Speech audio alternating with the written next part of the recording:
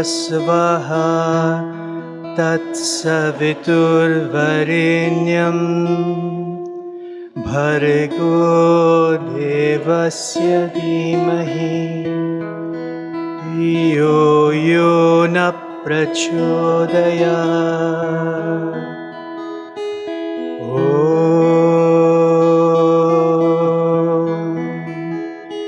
Bhurбhuvasvaha Tatsaviturvarenyam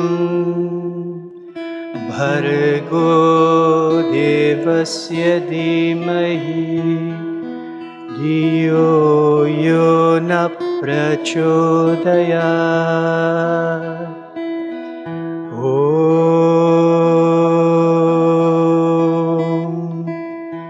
Bhurбhuvasvaha Tatsaviturvarenyam Bhargo Devasya Dhimahi Dhiyo Yo Na Prachodayat Om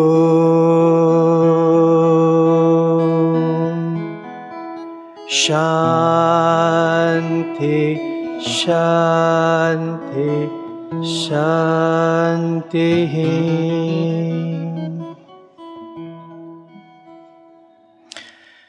With love and humility, I offer my most loving pranams at the divine lotus feet of our beloved Mother, Father, Lord, Teacher of Teachers, Bhagavan Sri Satya Sai Baba. Dear Swami, we want to express our deepest gratitude to you for your good hand in every aspect of our lives, for your presence here with us today, for this yet another opportunity to be of service to you, and ask for your blessings and wisdom that this conference may be pleasing to you and fruitful and productive to all attendees here today. In your holiest of names we pray, Jai Sai Ram.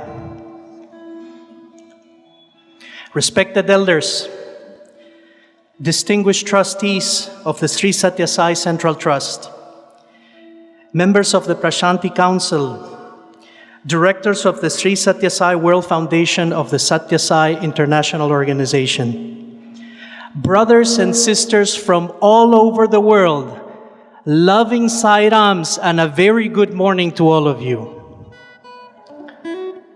At the outset, please allow me to extend the warmest and most loving welcome to each and every one of you to this, what is expected to be a wonderful and really historical conference.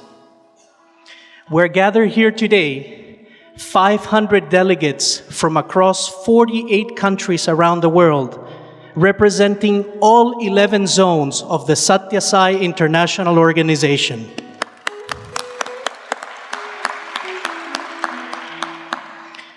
We want to also extend a very special welcome to those who were not able to join us this time.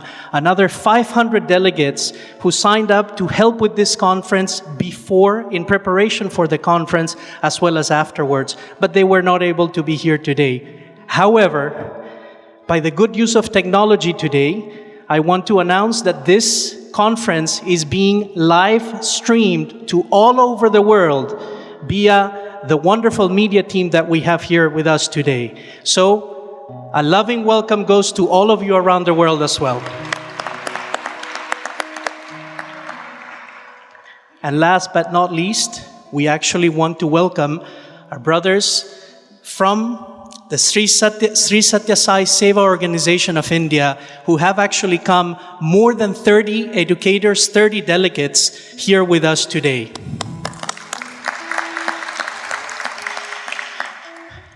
My name is Alex Grana, and I have the honor of serving in the SSE International Organization as the Secretary of the Events and the Disaster Relief Committees, and today I shall also be your MC for day one of this conference. There's been a lot of work in order to get this conference, and this day is finally here.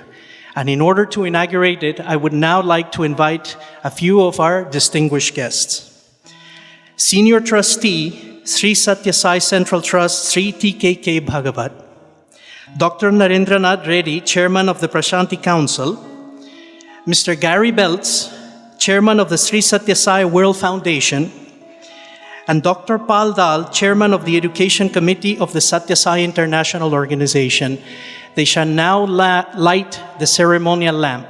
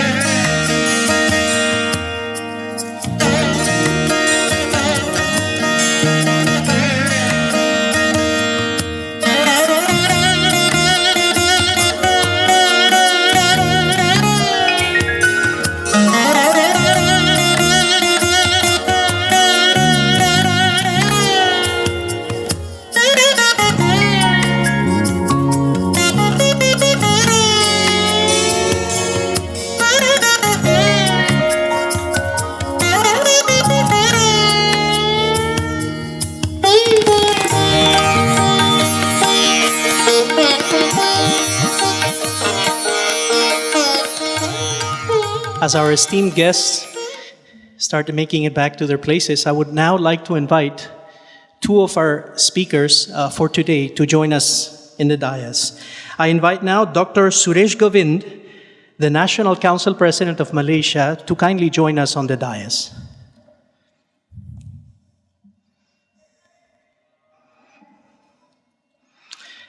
Also, Mr. Rainer Benda, a senior educator from Germany.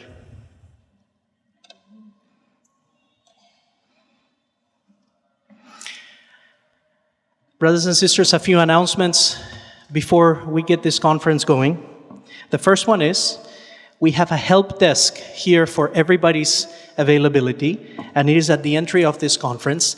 They can help you with any needs you may have and answer any questions you may have, both about the conference as well as about the ashram and any other kind of needs you may have, number one.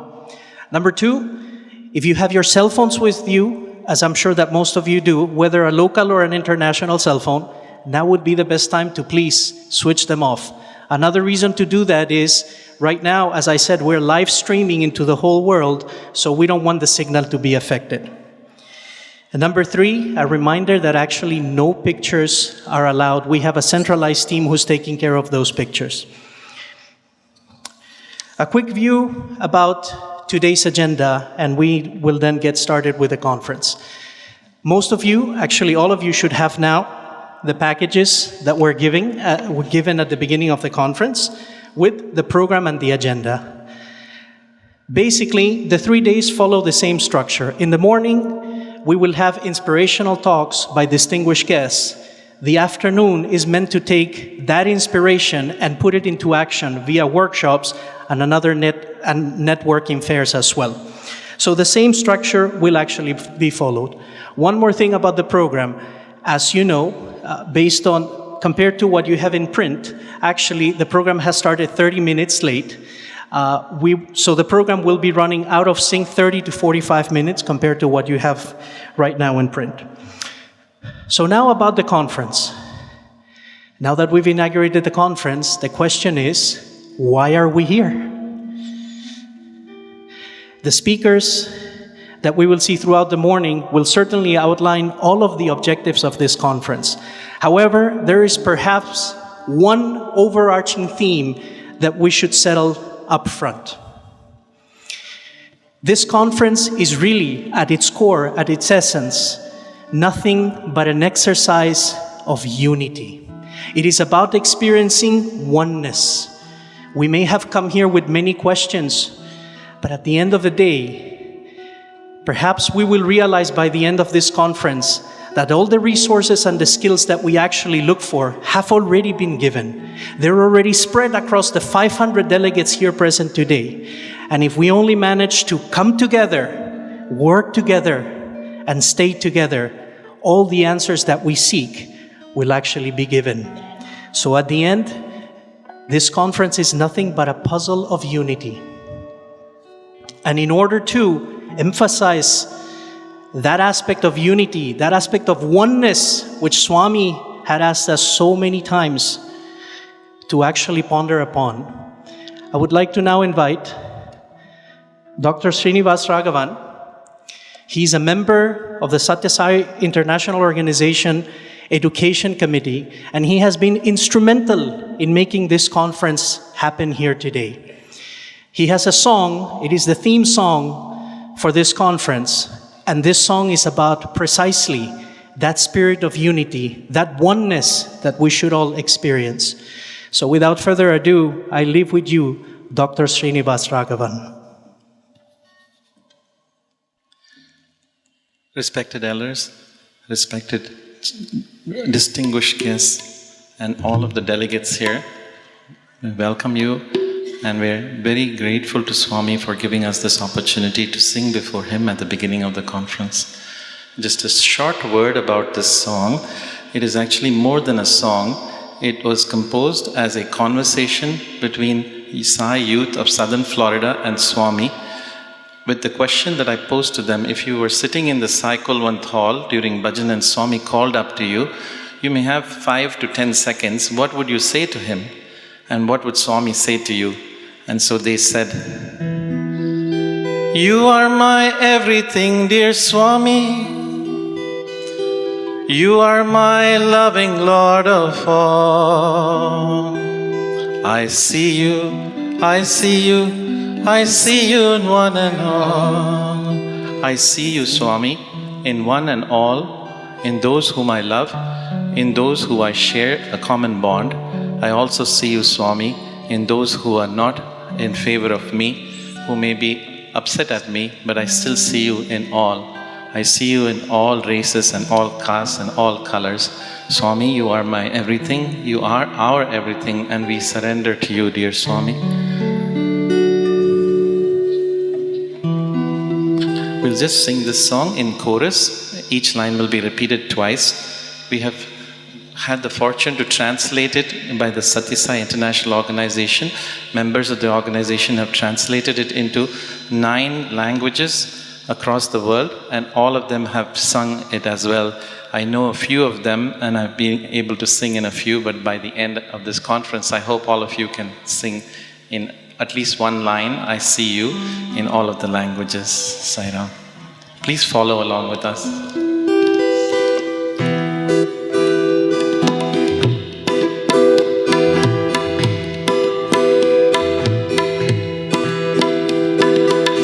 You are my everything, dear Swami.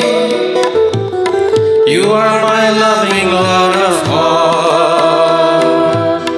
You are my everything, dear Swami. You are my loving Lord of all.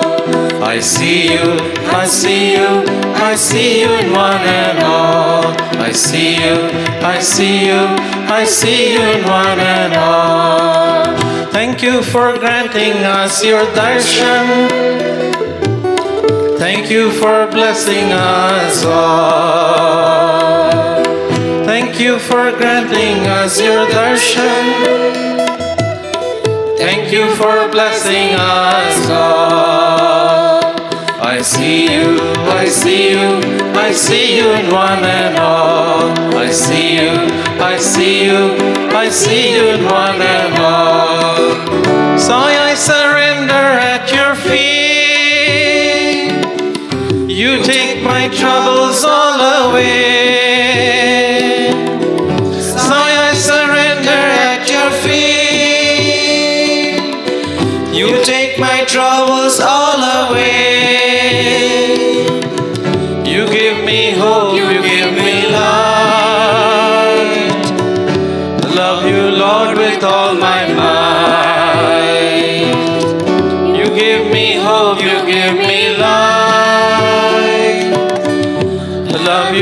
Lord, with all my mind. I see you, I see you, I see you in one and all. I see you, I see you, I see you in one and all. I see you, I see you, I see you in one and all. I see you, I see you, I see you in one and all. You are my everything, dear Swami. You are my loving Lord of all. You are my everything, dear Swami. You are my loving Lord of all. I see you, I see you, I see you in one and all.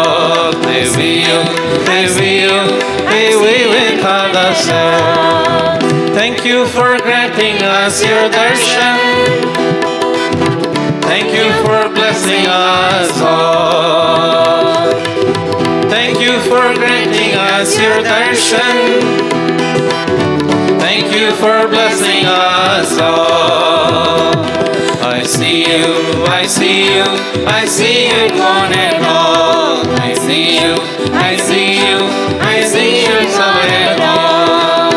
So I surrender at your feet. You take my troubles all away. So I surrender at your feet. You take my troubles all away. You give me hope, you give me life. Love you, Lord, with all my might.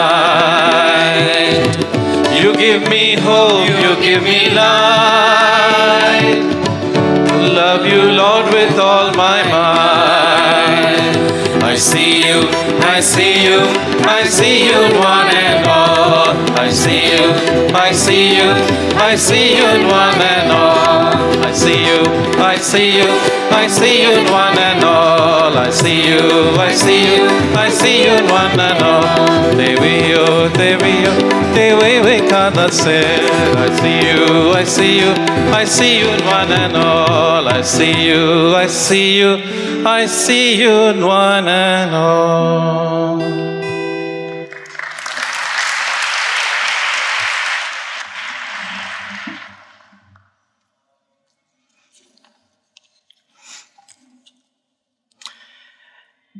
Before we invite our first speaker for the day, I would actually like to invite Dr. Narendranath Reddy and Dr. Pal Dal to please join us on the dais.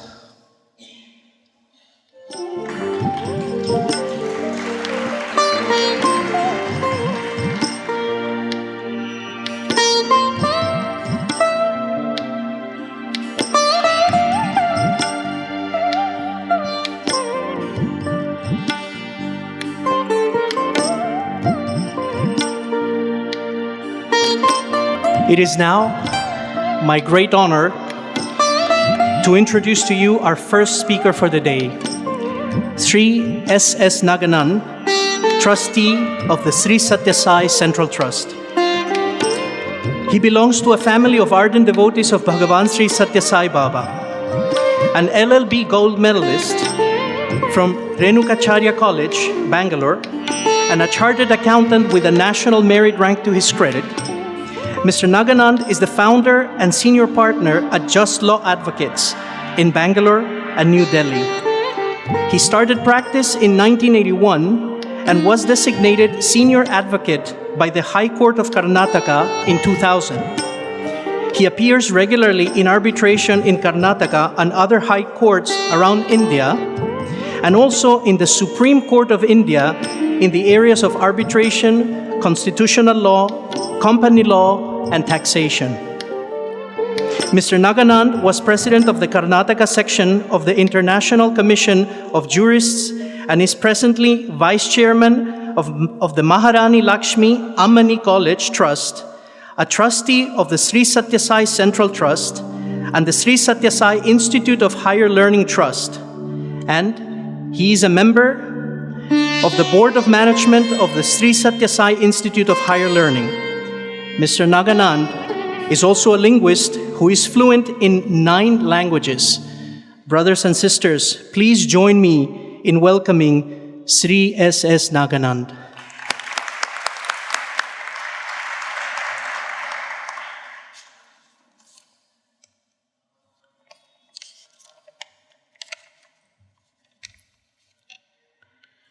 Om Shri Sai Ram.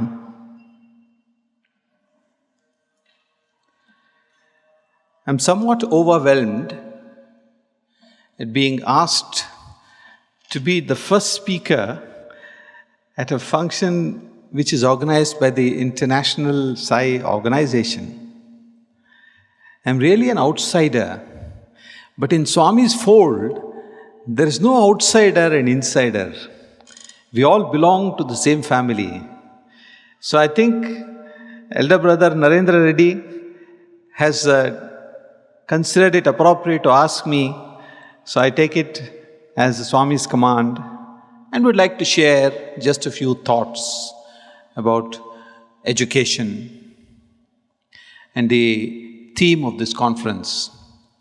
I would also like to take a few minutes to tell you how there is unity of purpose.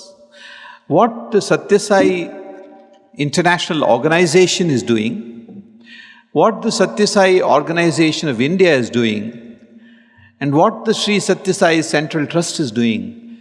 We are all going on the same road, on the same path. Sometimes we look around to our left and right, and we find that there's somebody walking along with us, and for a moment we say, I didn't recognize him or her. And after a moment you realize that is nothing but your brother, a person serving along with you. I think that should be the spirit with which all of us are going to look at Swami's movement and Swami's mission now onwards. We finished 5 years after the Mahasamadhi. This is the 5th year that is running. And in 5 years, number of things have happened. And the very fact that we saw yesterday on Guru Purnima day, which is a working day in India, as most of you might know, the hall was full and overflowing with devotion and devotees, not only from all over the world, but from all over India. And they have come in such great numbers with devotion that you get a sense of happiness and joy that Swami is taking care of his mission in the manner that he wants it to go forward. That is the important message that we should always bear in mind. On the subject of education, I was just reflecting what I'm going to say, and a story occurred to my mind which I think I should share with you. The story is from the Mahabharata.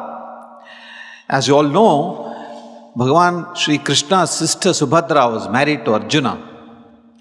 And when Subhadra was carrying a child in her womb, she was very unhappy one day, and she expressed her unhappiness to Sri Krishna. So Krishna said, "Come, let me take you for a ride. I'll take you for a joy ride." So he went out with her and went to a nice, beautiful garden. And in the garden, Sri Krishna started talking to her as if it was a monologue. And they sat for some time, and Subhadra was carefully listening to him. And because of her maternal condition, after some time, she felt very drowsy and she started going to a small nap. Just before that happened, Sri Krishna was actually talking to her about some battle formations of Chakravyuha. And he was explaining to her what is Chakravyuha, how it is done and how important it is to know it and things like that. Halfway through, she went off to sleep. She didn't realize that the child in her womb was carefully paying attention to it and was listening to every word which Krishna was uttering. It went on, and suddenly Krishna realized that his sister is sleeping, so he said, "Let me not disturb her," and stopped his discourse at a point of time when the Chakravyuha return had not yet taken place. Now all of you know the story much years later, that when Abhimanyu actually went into the battle formation and fought valiantly, he could not come out of the Chakravyuha because his education had ended a few minutes before actually it was supposed to end from Sri Krishna. And he paid a heavy price for it by giving his life.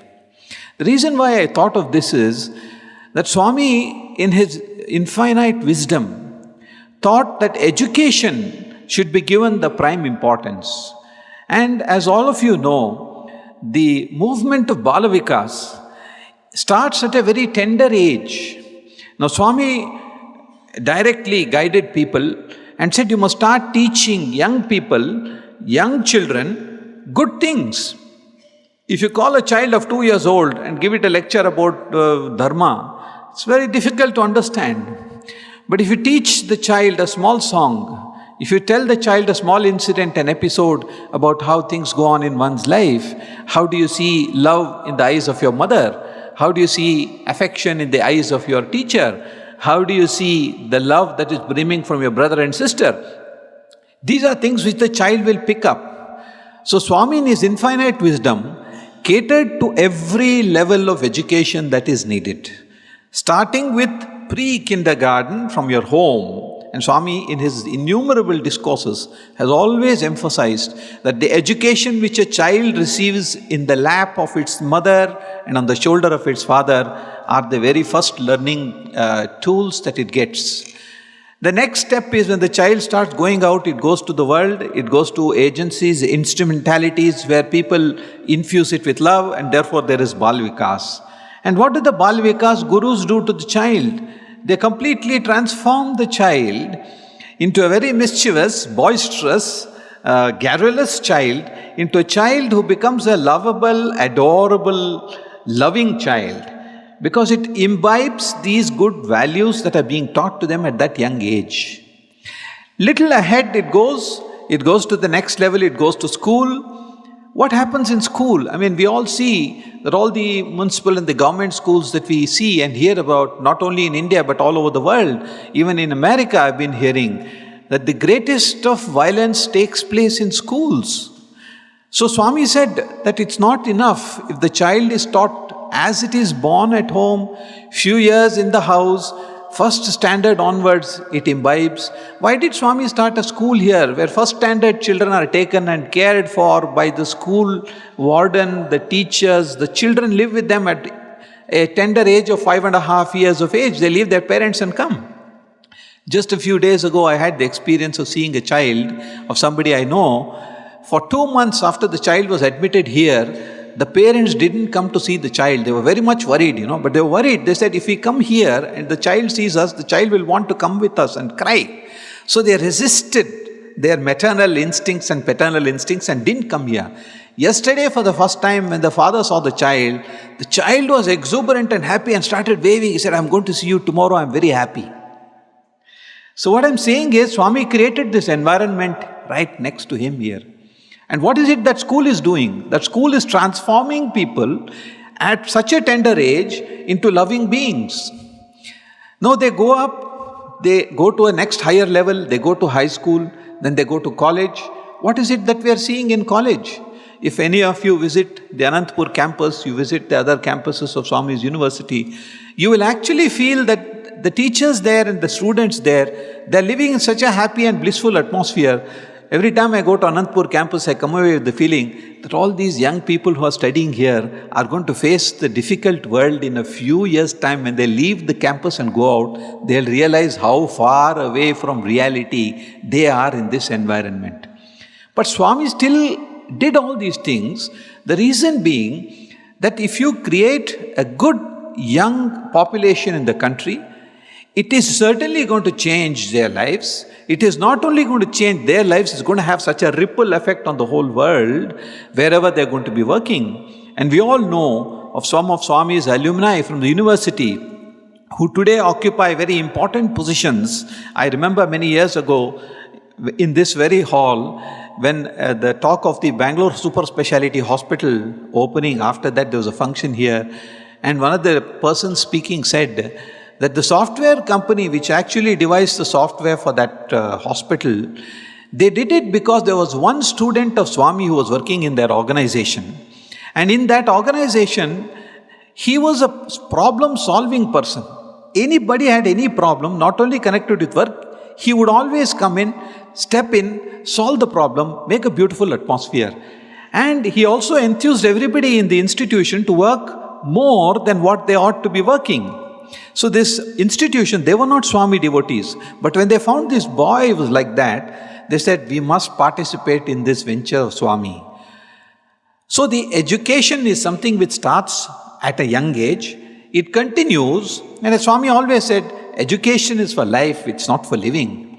Getting a graduation is very easy. You can go to any college and get a graduation. But what do you do at the end of that graduation? What kind of values have you imbibed into your system is important. There are no words for us to thank Swami for what he has done for us, for the institutions that he has enabled to be set up. And how exactly these institutions are running. See, there are two things. One is institutionally imparting Swami's ideas of Satya, Dharma, Shanti, Prema and Ahimsa, but going out to the society. That is where Swami, I think, created the international organization and the national organization for India. The Seva organizations are an integral part of the Swami's mission. Without the Seva organization, the trust by itself does nothing. As all of you might know, we trustees meet at meetings, but we don't actually do anything hands-on when it comes to projects that are taking place. I just quickly went through the projects that have been held here. They are such eye-openers. So many creative ideas have come, and this is all going to benefit the local communities. So I think a conference of this kind is a wonderful idea, and I must congratulate Dr. Reddy and his team of officers who put together this entire conference. It helps to introspect, focus on what we are doing. How is it that we can all play a part in Swami's mission of educating people, of giving them the right kind of education, motivating the young people, making them good human beings? Because it is, as they say today, the greatest power India has got is its youth. It's the same thing everywhere else we are seeing. Now, in China, I heard that the one-child norm is going to be done away with because they found that the country is losing out because it doesn't have young people anymore. You need more young people. And if you have good young people, I think there's nothing more that we can actually expect. How do you inculcate values? In what time do you inculcate it? Where do you inculcate it? And unless you have a holistic learning by itself, arithmetic, reading, writing is important. But without in addition to secular education, if you don't have value education, which is exactly what this institution is doing and which this conference is going to talk about, how are we going to have a better value education? What kind of practices do we follow? How do we train the trainers and the teachers who are going to be participating in this? So I think a cross-pollination of ideas from all parts of the world is going to take place here. And we all know that in biology they say that unless cross-pollination takes place, you're not going to have good fruits, good flowers, good seeds. So I think this is a wonderful exercise that has been done, and I wish the conference all the very best. I sincerely and lovingly pray to Bhagavan to bless the conference, to bless all the participants, to bless every single one of us who are here. Let us follow the precept in the Rigveda, Ano Bhadra Kratavo Yantu Vishwataha. Let good thoughts and ideas come to us from every direction. Let us imbibe those good thoughts, reflect on it, and make a clear-cut plan as to how exactly we're going to take this forward. By the 95th birth anniversary of Bhagavan, I think this hall must have 3 times the number of participants and delegates that we have today. That is a target which we can set now. Because in the whole world, 500 is a very small number. It's a big task. We need to reach out. And in my daily discourse, in profession and otherwise, there is not a single day when somebody doesn't tell me that we need more institutions like Satya Sai Institution. We need more schools like Satya Sai schools. We need more Satya Sai devotees to come and participate in various activities of relief and other things. For want of time, I'm not going to touch about a very interesting experience that happened in Badrinath. I will share it later with your president, who can probably convey it to all of you. Swami's message is going everywhere, and we are carrying that message. You are carrying that message. And therefore, I think it is important that all of you found the time, the energy, the effort, the money to come all the way here. And we are one institution where nobody pays an admission fee for a conference, nobody pays a delegate fee, nobody pays anything. All the delegates come of their own volition, they participate, they contribute, and they take back intangibly far greater amount of value than what they have actually contributed. With that in view, I think the conference is an excellent one. I wish all of you all the very best, a thoroughly enjoyable conference. Please enjoy the ambience of Prashanti Nilayam. I can tell you that every time I come into Prashanti Nilayam, if I stay for half an hour and go back, I have got my batteries charged enough for lasting another 1 month. So before that 1 month charge is over, Swami is repeatedly calling me here, invariably at the end of 1 week. He said, you need another recharge. So I come back for a recharge. So I think this is a place where you can get your spiritual energy recharged. All you have to do is just sit down in Kulwant Hall, listen to the beautiful bhajans that are sung. Very rarely it is that I come here, I sit here, and I don't have tears of joy when I'm sitting and listening to bhajans and the ambience that we are enjoying here. I think we are all blessed. I thank Dr. Reddy and Dr. Pal for the excellent program that has been drawn up. I wish all of you very best, and I sincerely thank Bhagwan for giving us all an opportunity to be here. Jai Sai Ram.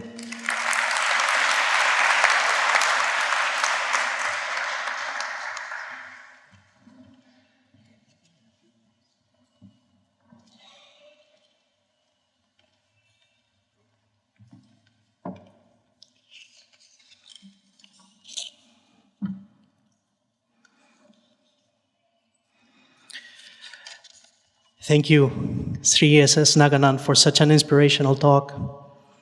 Mr. Naganand spoke about the quality of gratitude, that there's no amount of gratitude that we can express Swami for what he has done for us.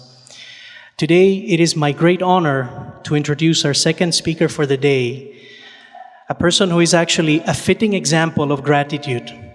For after all, gratitude must be expressed in action, not only in thoughts and words. And I am referring to none other than Dr. Narendranath Reddy, Chairman of the Prashanti Council. Dr. Narendranath Reddy, MD, graduated in medicine with honors from SV Medical College, Tirupati, India. He specialized in internal medicine at the New Jersey College of Medicine and Dentistry and did his subspecialization in endocrinology and metabolism at the Mount Sinai School of Medicine in New York. He has been a consultant and a practicing internist and endocrinologist in Southern California for over 30 years and is a fellow of the American College of Physicians and the American College of Endocrinologists.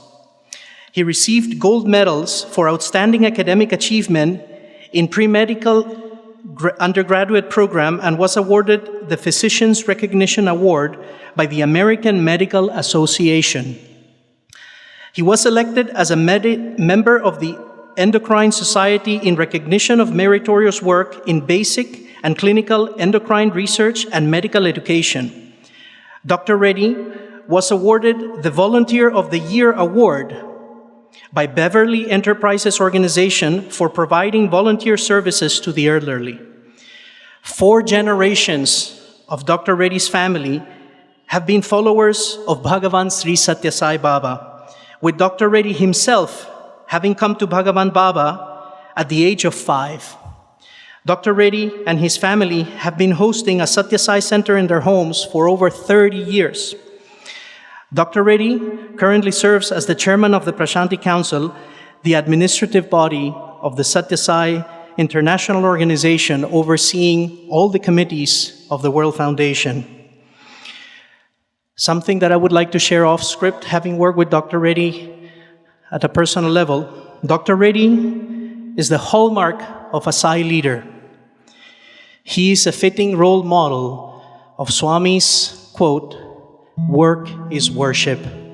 Dr. Reddy often reminds all of us, the officers and coordinators of the Sai organization, that Swami was available to us 24/7, and we should give the same honors to him. Dr. Reddy, by my count, you have exceeded that formula.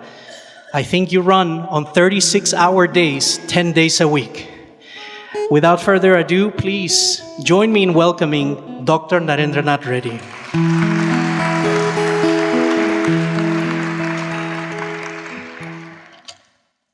With love, reverence, and gratitude, I offer my prayerful pranams at the divine lotus feet of our loving Lord, Bhagavan Sri Satya Sai Baba. Respected trustees of the Sri Satya Sai Central Trust, members of the Prashanti Council, members and directors of the World Foundation, distinguished guests, dear brothers and sisters, loving Sai Ram to all of you. We are very grateful to Bhagavan for giving us this opportunity to come together in this holiest of the holy places. Really, it is beautiful to have that theme song about unity. It's a very uplifting song, and you can feel divine presence. There is a beautiful thing, Madbhakta yatra gayante tatra tishtami narada. Wherever my devotees sing my glory, there I am manifest. So we can see that Swami is present with us here and now. So I heartily welcome every one of you for this SSE conference. Last year, July, we had the conference here on Satya Sai education, focusing mainly on the schools, Satya Sai schools and Satya Sai institutes.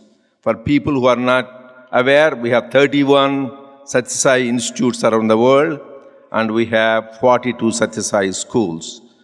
So this is the wonderful opportunity now we have focusing on the Satya Sai spiritual education this time. And I want to first thank the Central Trust, the Ashram, and the organizers, SSE Task Force, Education Committee, all the volunteers. Many of you have worked for many months to put this together. I really appreciate your hard work. So as we are talking about, we are supposed to start at 10. We started at 10:31. You may be wondering why. I know some of you are not aware. It is my duty to explain to you why we started at 10:31, so that you don't think we were really late starting this. So one of our elders and senior trust members advised us 9 to 10:30 is Rauh Kalam, better you start after 10:30, 10:31. So I said, that is Swami motivating him to tell us. I said, yes, we will do at 10:31. So just this reminds me of the incidents which happened 20 years ago. Swami, on a Ramanavami day, Swami called our family for interview at 7 o'clock on a Monday. So 7:30 to 9 is Rauh Kalam. And so Swami called our family for an interview at 7, and so he spent some time with us. Then the same day after the Ramanavami celebration in the morning, Swami was going to Vrindavan. So Swami told Narendra, you come, but come after 9, we'll go after 9. I said, why Swami? Because I am not too much into Rauh Kalam, my wife is into, but I didn't even know what the Rauh Kalam is. I said, Swami, yes. Then why Swami? He said, Rauh Kalam. I said, Swami, you are Kala Titaya, you are beyond times. Why do you have to watch Rauh Kalam? You are beyond time. Then Swami opened the window from the interview room, showed all the thousands of people gathered. He says, they have belief in Rauh Kalam. So I need to honor their belief. So this is what Swami is. Another time, same thing. One of our family was coming on a Ashtami. And Swami said, no, they should not come Ashtami. Then I said, Swami, Lord Krishna was born on Ashtami, Krishna Ashtami. So Swami said, that is why he had to go through so many troubles. But he is God. So once you are established, nothing affects you. But for us, who live in body, mind, intellect complex, where we don't live in the Atmic stage, we have to observe these factors. Because certain planetary influences is there which affect the timings. That is why certain special auspicious day, every day is God-given day. But why is Guru Purnima special, birthday special, Shivaratri? During that auspicious times, one of the great saint, Swami Brahmananda said, you get extra blessings from the Lord. So just as He is more propitious on those days. Every day think about God is divine day. That is the speciality. But Swami told us one more thing. If my anugraha is there, no grahas will affect you. It means my grace is there, all these planetary influences won't affect you. But we should have absolute faith in Him and His grace, then we are not affected by any of these grahas. So Swami says actually there are only 2 grahas in the whole planet. We think 9 grahas. Raga, Dvesha, likes and dislikes. I like this, I don't like this, I like. So that is the one which keeps us buffeted between joy and sorrow, between pleasure and pain, honor and dishonor. All this buffeted because of these 2 planets, not the 9 planets. So we should go beyond these 2 planets. And then coming to this education conference, as we always talk about, we use the word loosely. What is education? Swami made it very clear. So one time, one of the great devotees of Bhagavan Ramakrishna Paramahamsa, some of you know, he wrote the Gospel of Sri Ramakrishna. He's called Mahendranath Gupta, briefly called M. He goes to see Ramakrishna and tells, Ramakrishna asks, what are you doing? He says, I'm a headmaster in a school. He's the one who brought Vivekananda, Brahmananda to Ramakrishna. So where is your wife? She is uneducated, he said. Then Sri Ramakrishna looks at his nephew, Hriday. He says his wife is uneducated. That means as if he is educated. For a great master, only people who have educated is who have Brahmajnana. Otherwise, we are all uneducated. And same thing happened to one of my friends who lives in America. He was serving Swami in Dharmakshetra. He is a PhD from Indian Institute of Science. So Swami asked him, hey, kya pada, what did you study? Kuch bhi nahi, so I didn't study. Swami says, that's a good answer. Even though he's a PhD, he was sincere enough to say the real education is not getting these degrees. So even Lord Krishna says in Gita, Adhyatma Vidya Vidyanam. Of all types of education, I am the spiritual knowledge. There is another scriptural description is Sa Vidyaya Muktaye. The real education is one which gives you liberation from the bondage. That is the one we have to remember, that is Sa Vidyaya Muktaye. And this is there inscribed by Swami in the institutions. There is a beautiful Upanishad called Mundaka Upanishad, where his disciple goes to this sage Angirasa, asks, Master, I want to know that particular knowledge, having known which everything is known. Then beautifully gives the Angirasa a big discourse on Paravidya, Aparavidya. Paravidya is the higher knowledge. I have no time to dwell on that. And Aparavidya is the lower knowledge. If you know that higher knowledge, everything else is known. And that is what Swami tells us. Beautifully in Telugu he says, Chaduvulenni chadivi chavanganetiki, savuleni chaduvu chadavavalayu. What is the point of doing so many types of knowledge? You should learn that knowledge which will take you to immortality. And Swami beautifully made it very simple. That is the beauty of our Lord. Instead of most complicated metaphysical things, He puts in the simplest truths. And He says, educare. That is the word He used. Educare versus secular education. Beautifully said. What is educare? It is transformation oriented. What is real secular education? It is information oriented. Now we have information explosion. Second is, educare is related to heart, compassion, human values.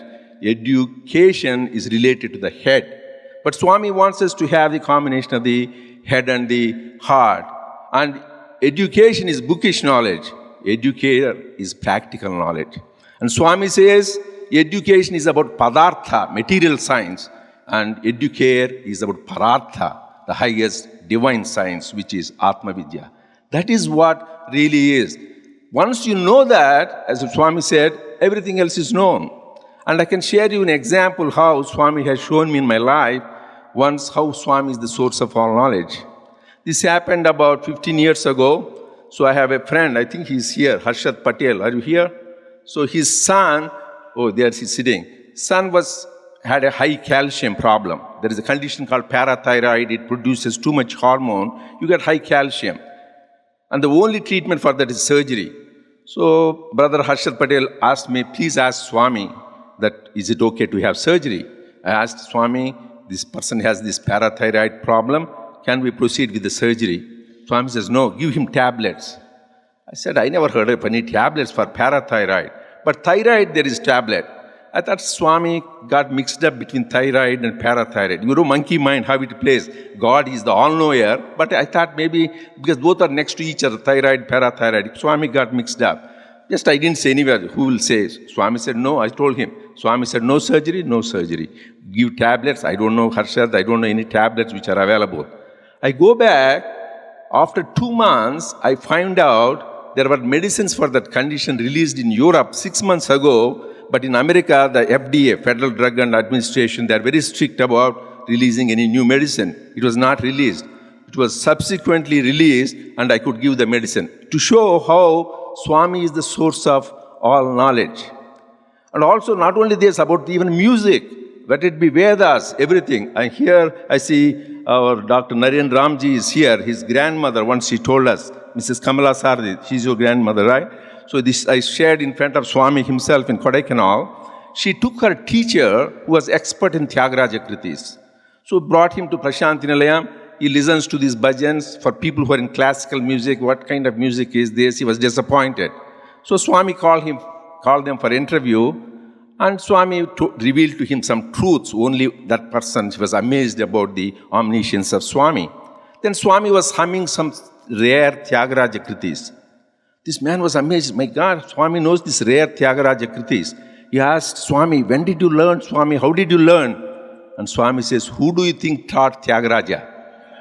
So this is the Rama come again as Sai Rama. That is why he is the source of all knowledge. He is one in all. So that is Swami. That is why having known which, everything else is known. That is real education. Then I would also like to share with you, we talked about Mahavakyas from the Vedas, Prajnanam Brahma, Ayamatma Brahma, Tattvamasi, all this. But our Mahavakyas is love all, serve all, and help ever, hurt never. But in education, the Mahavakyas I would like to share with you is number 1. Swami says, the end of education is character. That is one of the Mahavakyas.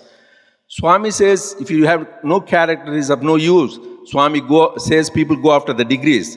If you have no character, you are BA degree, BAD, BA plus D, bad. You are bad. Your MA degree, MA plus D, mad. Or if you are MBA, you are member of bad association.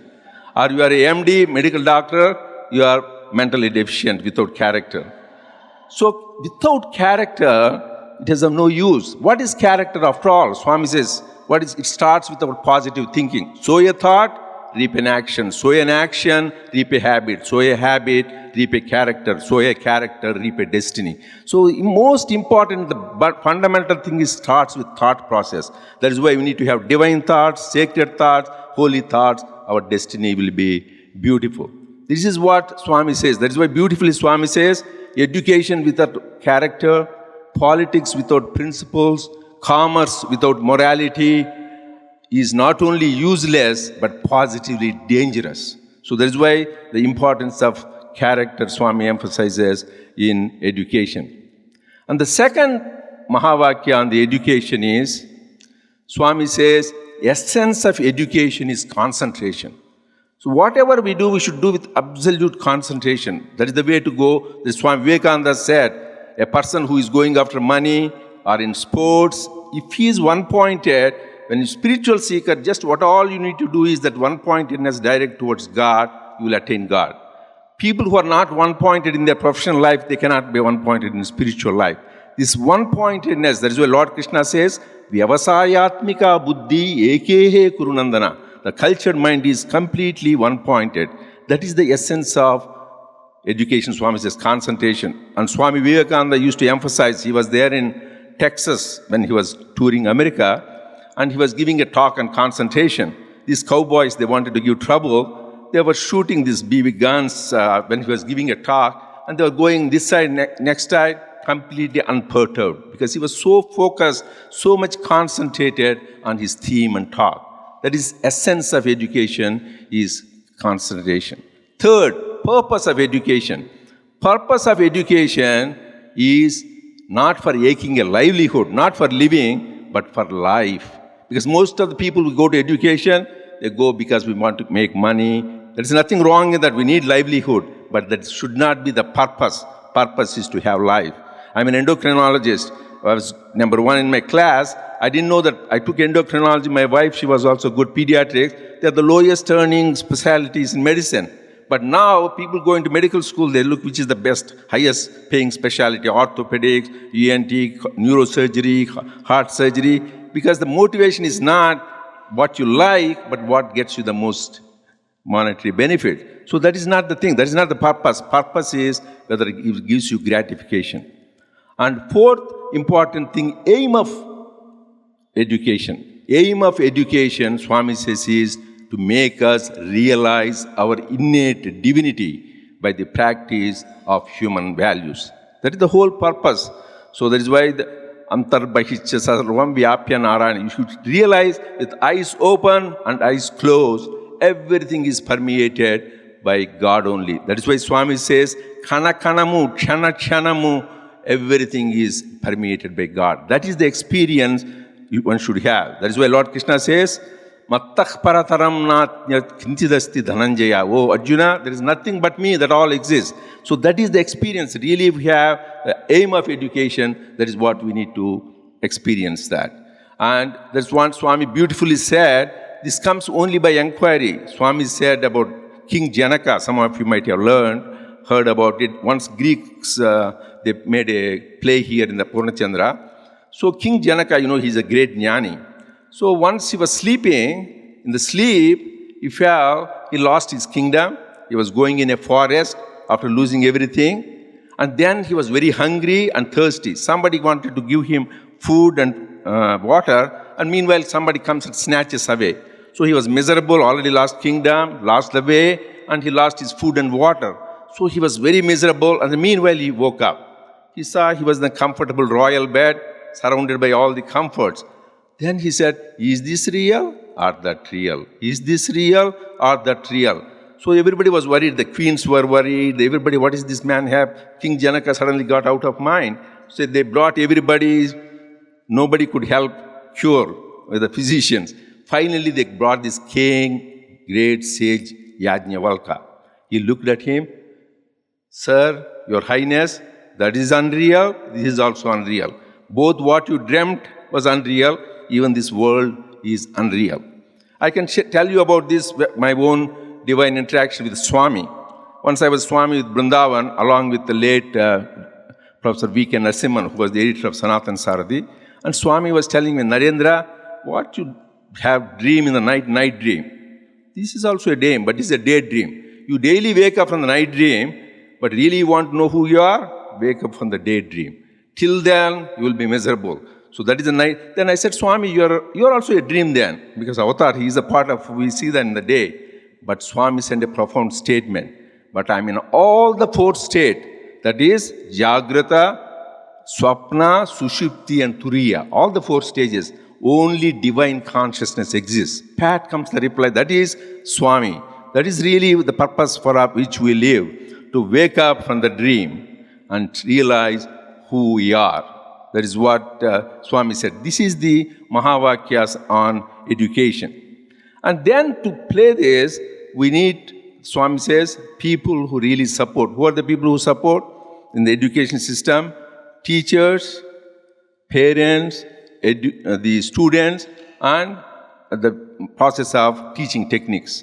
So we don't have too much time because we started late. I will just briefly touch what Swami has said. I'm a physician. Let me tell you, you're all educators. I'm not an educator, but I can relate to you what I learned at the divine lotus of feet of Swami about education. Like a baby repeating mother's words, I just repeat what Swami I have learned from. So Swami says the important role in education is for teacher. Teacher should be the exemplar of the values. Says this is not the best way, this is the only way to teach students, being a good example. And Swami related many times the story of Sri Ramakrishna Paramahamsa. The people who come from Bengal, they love sweets. Sandesh is particularly their favorite thing. So one lady brought one devotee, Master, my son craves for sweets. He has such a weakness. Please tell him if he will listen to you. He didn't say anything, just listen. Bring him back after a month. Then he brought him back after a month. Then he told the boy, don't eat sweets. This lady was wondering, Master, you could have told the same thing, don't eat sweets, about a month ago. Why are you telling now? He said, at that time I myself was eating a lot of sandesh and sweets. So it doesn't come from really from my source. It is now, they're coming from lips, now it comes with sincerity. So teacher should be the exemplars of the human values. And second thing is, Swami talked about teachers, 3 kinds of teachers. The lowest kind of teachers is complaining teachers. They complain, we don't have the computers working well, students don't turn up the homework, they don't do this. They're the complaining teachers, the lowest kind. They do duty without love. The better than that is explaining teachers. They explain physics, maths, botany, everything, but that as a duty, because they have to, that is their job, they have to get their salary. This is explaining teachers. They're better, they do duty with love.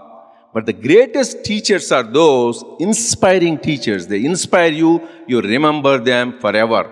They have love without duty. The greatest examples of the great masters like Sri Ramakrishna Paramahamsa, Ramana Maharshi, our Swami. Because at the feet of these people like Ramakrishna Paramahamsa never went to high school, but at his feet were those great intellectuals of those days, Swami Vivekananda, Ishwara Chandra Vidyasagar, Keshav Chandra Sen, Devendranath Thakur, all these great intellectuals were there because they are the source of knowledge. He was not a great scholar, but they lived the life. Same thing with Ramana Maharshi. He never went to high school, but Kavya Kanta Ganapati, who was a great Vedic scholar, Paul Brunton, great spiritual seeker, they were all at his lotus feet. And so with Swami, you can't even compare. With Swami, scientists, physicians, lawyers, politicians, industrialists, people of all kinds come and fell at his feet because he is the source of all knowledge and education. That is the real inspiring teachers, and Swami says we can all be inspiring teachers. Second thing important is the role of the parents. Swami says parents are the one children learn from. So a good parent is the one who imparts these values to the children at home. I'm happy I have 2 daughters who went through this SSE program. I can tell you how valuable it is living in Los Angeles. In all conditions, we took our children for the SSE program for many years. At that time, in the beginning, they were resistant to living in the Western culture, but now they are both physicians practicing. See the value they have imbibed when they were going through this program. So that is the value this SSE program gives. But we need, as a parents, we need to inculcate that. Otherwise, they won't be interested. But Swami says it is not only important you teach them the values, you should be examples. My daughter, first daughter, now she is married, she has children, she lives in Florida. So she wants, in turn, she was benefited, she wants to send her children to SSE. So the SSE program is almost 4 hours commute. They did it for 6 months, 1 year. After a while, it was becoming too much. They told Swami, this is the problem, what to do? Swami says, Buddhile, he says, no, sir, why do you drive so long? Have an SSE in your own house. You both be the teachers, so you teach your children. So Swami wants parents themselves, you can be good SSE teachers at home. You don't need to go too far. So the parents' role is important. Third thing is teaching techniques. A teacher, as I said, the best teaching technique is being the best example. I know I'm not an educator. I said, I see all this pedagogy, these techniques, storytelling. Those are all good, silent sitting. But the greatest, easiest is you can learn from this great master. Jesus gives the parables. Like Ramakrishna Paramahamsa, stories, our Swami, Uka Chinna Katha, a small story. In that, they convey the greatest message. And also they use the simple teaching techniques. I remember from Swami himself, I learned so many things just from the handkerchief. Swami says, we used to, in the interview, we asked a lot of us, what is this? We answered. And then Swami knew everything. Swami, how do you know? Yours is like this little knowledge. Mine is the total awareness, total integrated awareness. Another time Swami says, why we are not able to experience? Swami put this, because this illusion of Maya between you and me coming. Another time he said, each handkerchief is composed of so many threads. By themselves you can break them, but when they are together, you cannot break it. That is unity. And Swami also said, this is white. So he put in different colors, red, green, it will become the same color. The same thing, yadbhavam tadbhavati. We think about good things, we will become that. We think about bad things, we become that. So be careful what you think, because that is very important. And another time Swami was telling, what is this handkerchief composed of? It is composed of threads. Where did the threads come from? Cotton. Cotton, threads, and cloth. All are the same material. Similarly, in the world, the Brahman comes as three. Jiva, we are the embodied being, the Prakriti, what we see, and the Brahman. But ultimately, all are the same substance. That is why Swami beautifully says in Telugu, Eddi kaladanu chuntimo addi ledu, eddi ledanu chuntimo addi kaladu. Unnadokkate daivam ennatikini lenidayyanu vishwambu kanaraya. What all exists is divinity, divinity, divinity.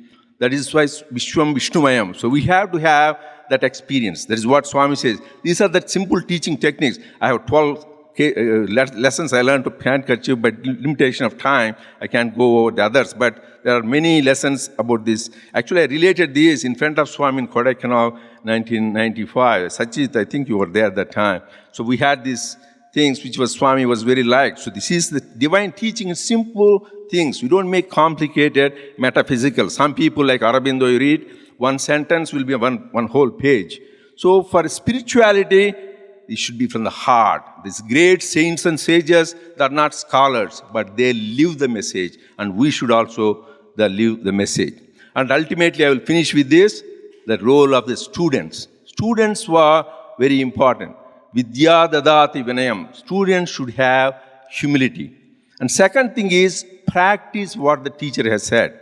That's why Jesus used to say, what is the point of calling Lord, Lord? You don't do what I say. Similarly, Swami says, practice what I teach. And Swami gave a beautiful story which I shared before in some places. He talked about the great King Bhoja. He was known for his generosity. He will give anything very good-hearted man. One time a great sculptor took 3 identical statues. Your Highness, give whatever it is worth. So one statue, so the king didn't know, he asked the minister. He put a wire in the ear, it came out to the other ear. He said, this is the lowest kind, give $100. I'm talking dollars, we are all USA thing, is 100 rupees, say. So next one, you put in the ear, it came out to the mouth. This is better kind, give 1,000 rupees. Next one, you put in the ear, it didn't even come out. This is the best kind. You can give half your kingdom, any amount you want, this is the best. Similarly, in the students and spiritual seekers, there are 3 kinds, Swami said. A lot of people goes one ear, goes out to the other ear. Swami gave a beautiful divine discourse, very, very powerful. What did he say? What are the points? I don't know. So that is the lowest kind. Second thing, it goes in the ear, comes out to the mouth. They remember well, points, good, and they give talks, write books. That Swami says, platform heroes, practical zeros. You may give a speech, but you are not really practicing. And third kind are the one where they put into practice. In their very presence, you feel that peace, joy, and happiness because they lead the life. That is the kind of students he wants us. Brother Nimish Pandya was telling yesterday about a beautiful story about the drama, about the doership. They said they did the doership, but they didn't think about it. It is just a drama. Similarly, Swami says a lot of us have Vacha Vedanta. It comes from the mouth, it should come from the heart. I can add a story you can use next time in your talk. This happened from USA. One other group of devotees, they brought a beautiful drama. It was actually enacted here. Swami was very happy. Devotees were very happy. This organizer was very happy. Next day, he was sitting in the veranda, senior devotee. Swami asked, who is the director for the drama? This devotee was very smart, very good devotee. Swami, you are the director, you are the producer, you are everything. Good answer. Then Swami said, then what are you? He says, Swami, I'm just an assistant. Swami said, I don't need any assistant. So, to show that he is everything, he is the doer, producer, actor, and even the instrumental ego is a ego. We need to get rid of that to realize that highest truth. So, I pray to Swami to bless all of us so that during these deliberations, we can come up how to have an ideal teacher, ideal teaching techniques, ideal parent, and ideal student so that we can have an ideal Sai spiritual education. Thank you for your kind attention. Jai Sai Ram.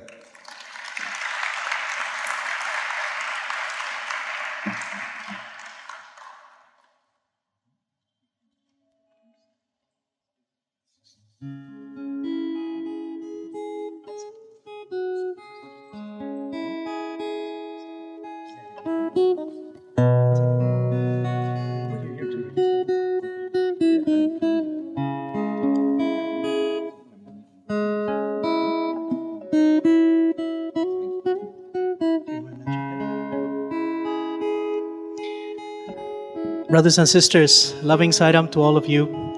Dr. Reddy, thank you for such an inspirational talk. We have a happy moment now. No. We have another happy moment now. The Satya Sai International Organization of Nepal has developed a 9-year Sai Spiritual Education course. 5 of those modules have already been released. These modules are all in the local Nepalese language. Today, we will actually be offering to Swami and releasing modules number 6 and number 7. In order to do this, we want to invite Sri Amar Karki, who is the Central Coordinator in Zone 4 for the countries of Nepal, Bhutan, the Maldives, Pakistan, Afghanistan, and Bangladesh, to kindly grace us here on the dais and offer those books along with Dr. Reddy to Swami. Mr. Amar Karki.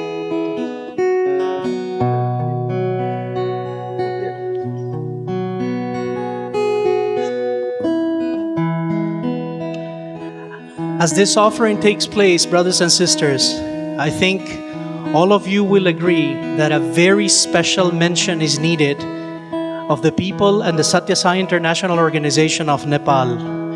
Dr. Reddy just spoke about how is it that Swami tells us that as educators, we should be gurus, not teachers, meaning we should lead by example.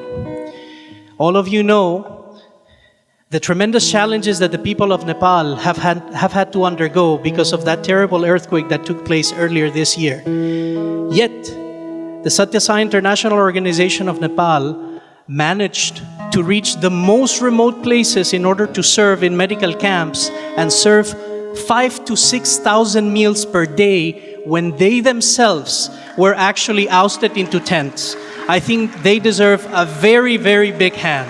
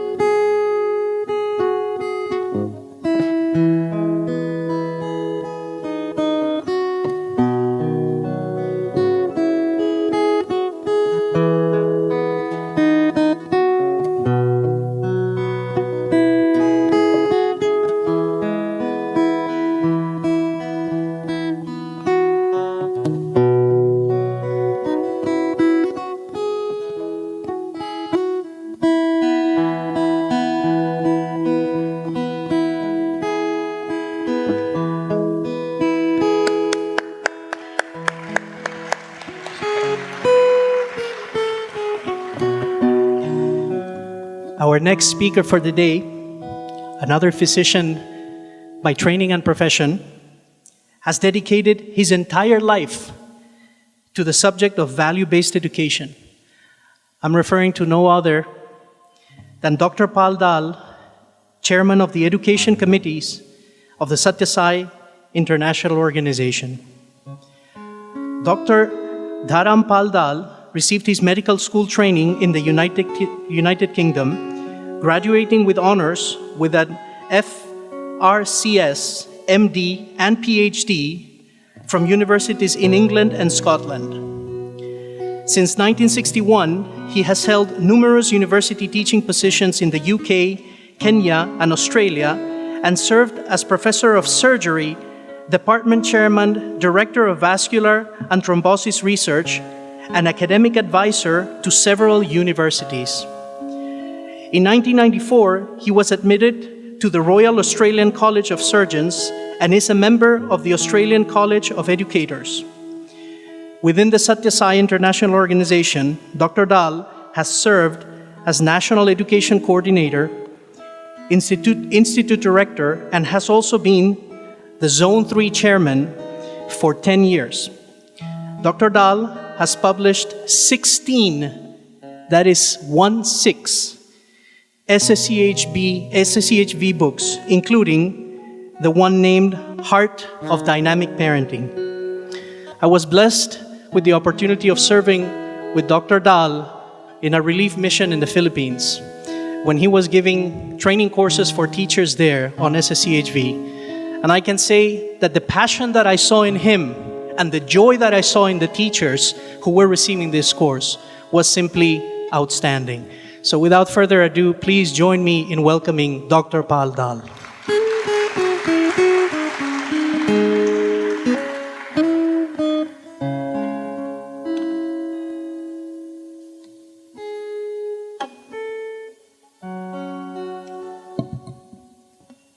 My most humble pranams at the divine lotus feet of Bhagwan Sri Satya Sai Baba, who is our inspiration, who is our Lord.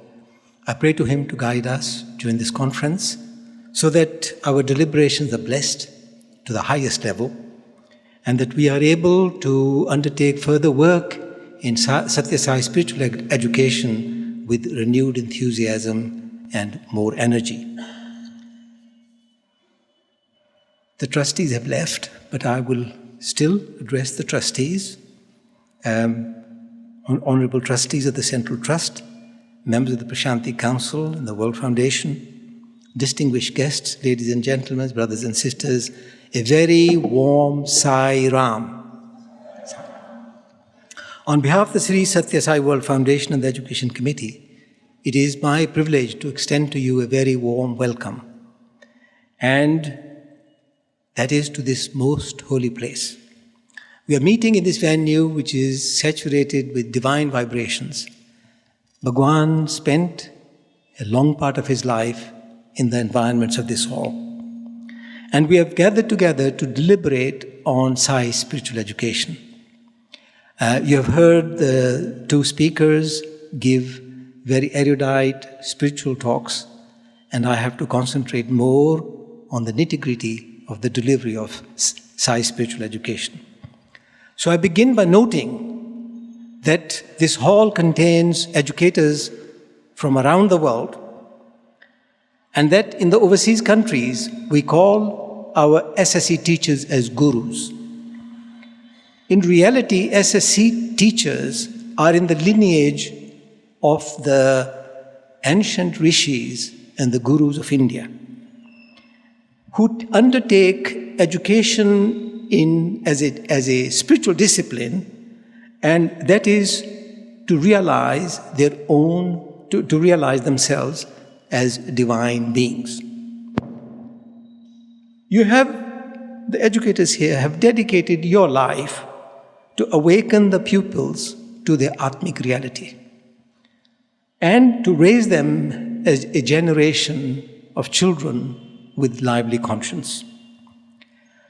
You have reached deep into the hearts and minds of the children, and you have instilled discipline into them, you have intensified their faith, you have implanted important virtues into them, and you have sown the seeds of wisdom, shaped their character, and most important of all, implanted transformation. Not just for now, but for all their life, for all the time to come. You have lit the lamp to show the pathway to the nations, no less, to the nations, to the world. You have deposited virtues and capital of character into the banks of the nation, which would be drawn upon by the nation in the hours of their need. You are yourself exemplars of Satya Sai Baba's teachings. And for the gurus, there is no other sadhana that is needed.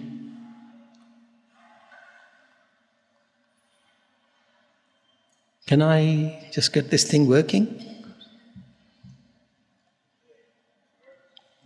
Okay. So I captured that in that slide. The gurus who undertake sadhana as a spiritual discipline. I don't think I'm going to be able to work with this.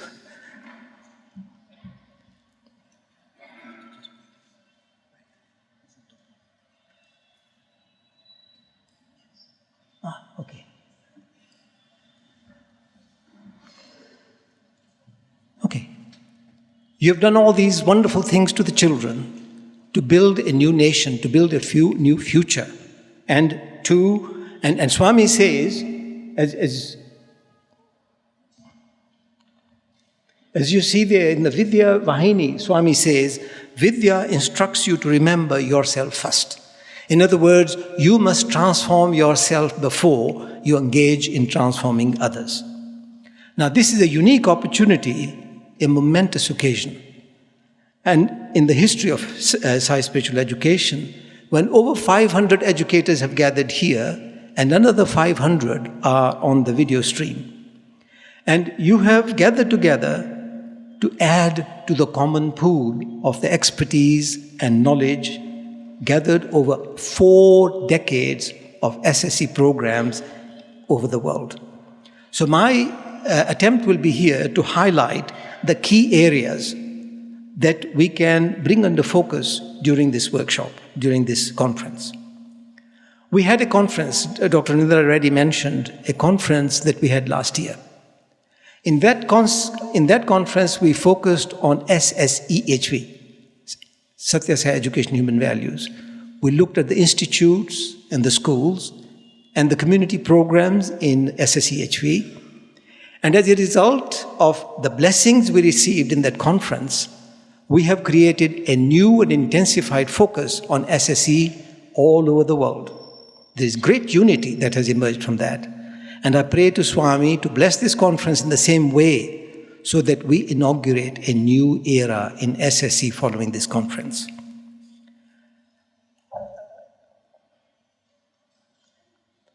Now, what are we going to do? The overall objective of this conference is twofold. First of all, it is to look at our own. First of all, it is to take a look at what people are doing in different countries and to be inspired by that. And the second objective is to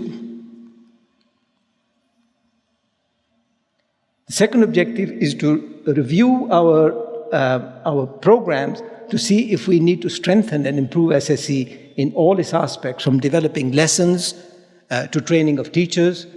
And then we have to take a look at the challenges that we have and see if we can find solutions to them.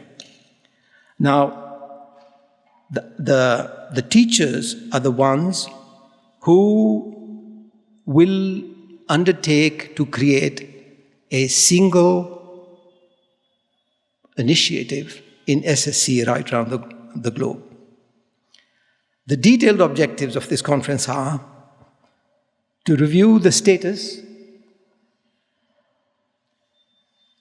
to look at the current strengths, where we need to strengthen the training programs, where we need to find solutions to the challenges, and where there are certain aspects of SSEHV, we can bring it into SSE.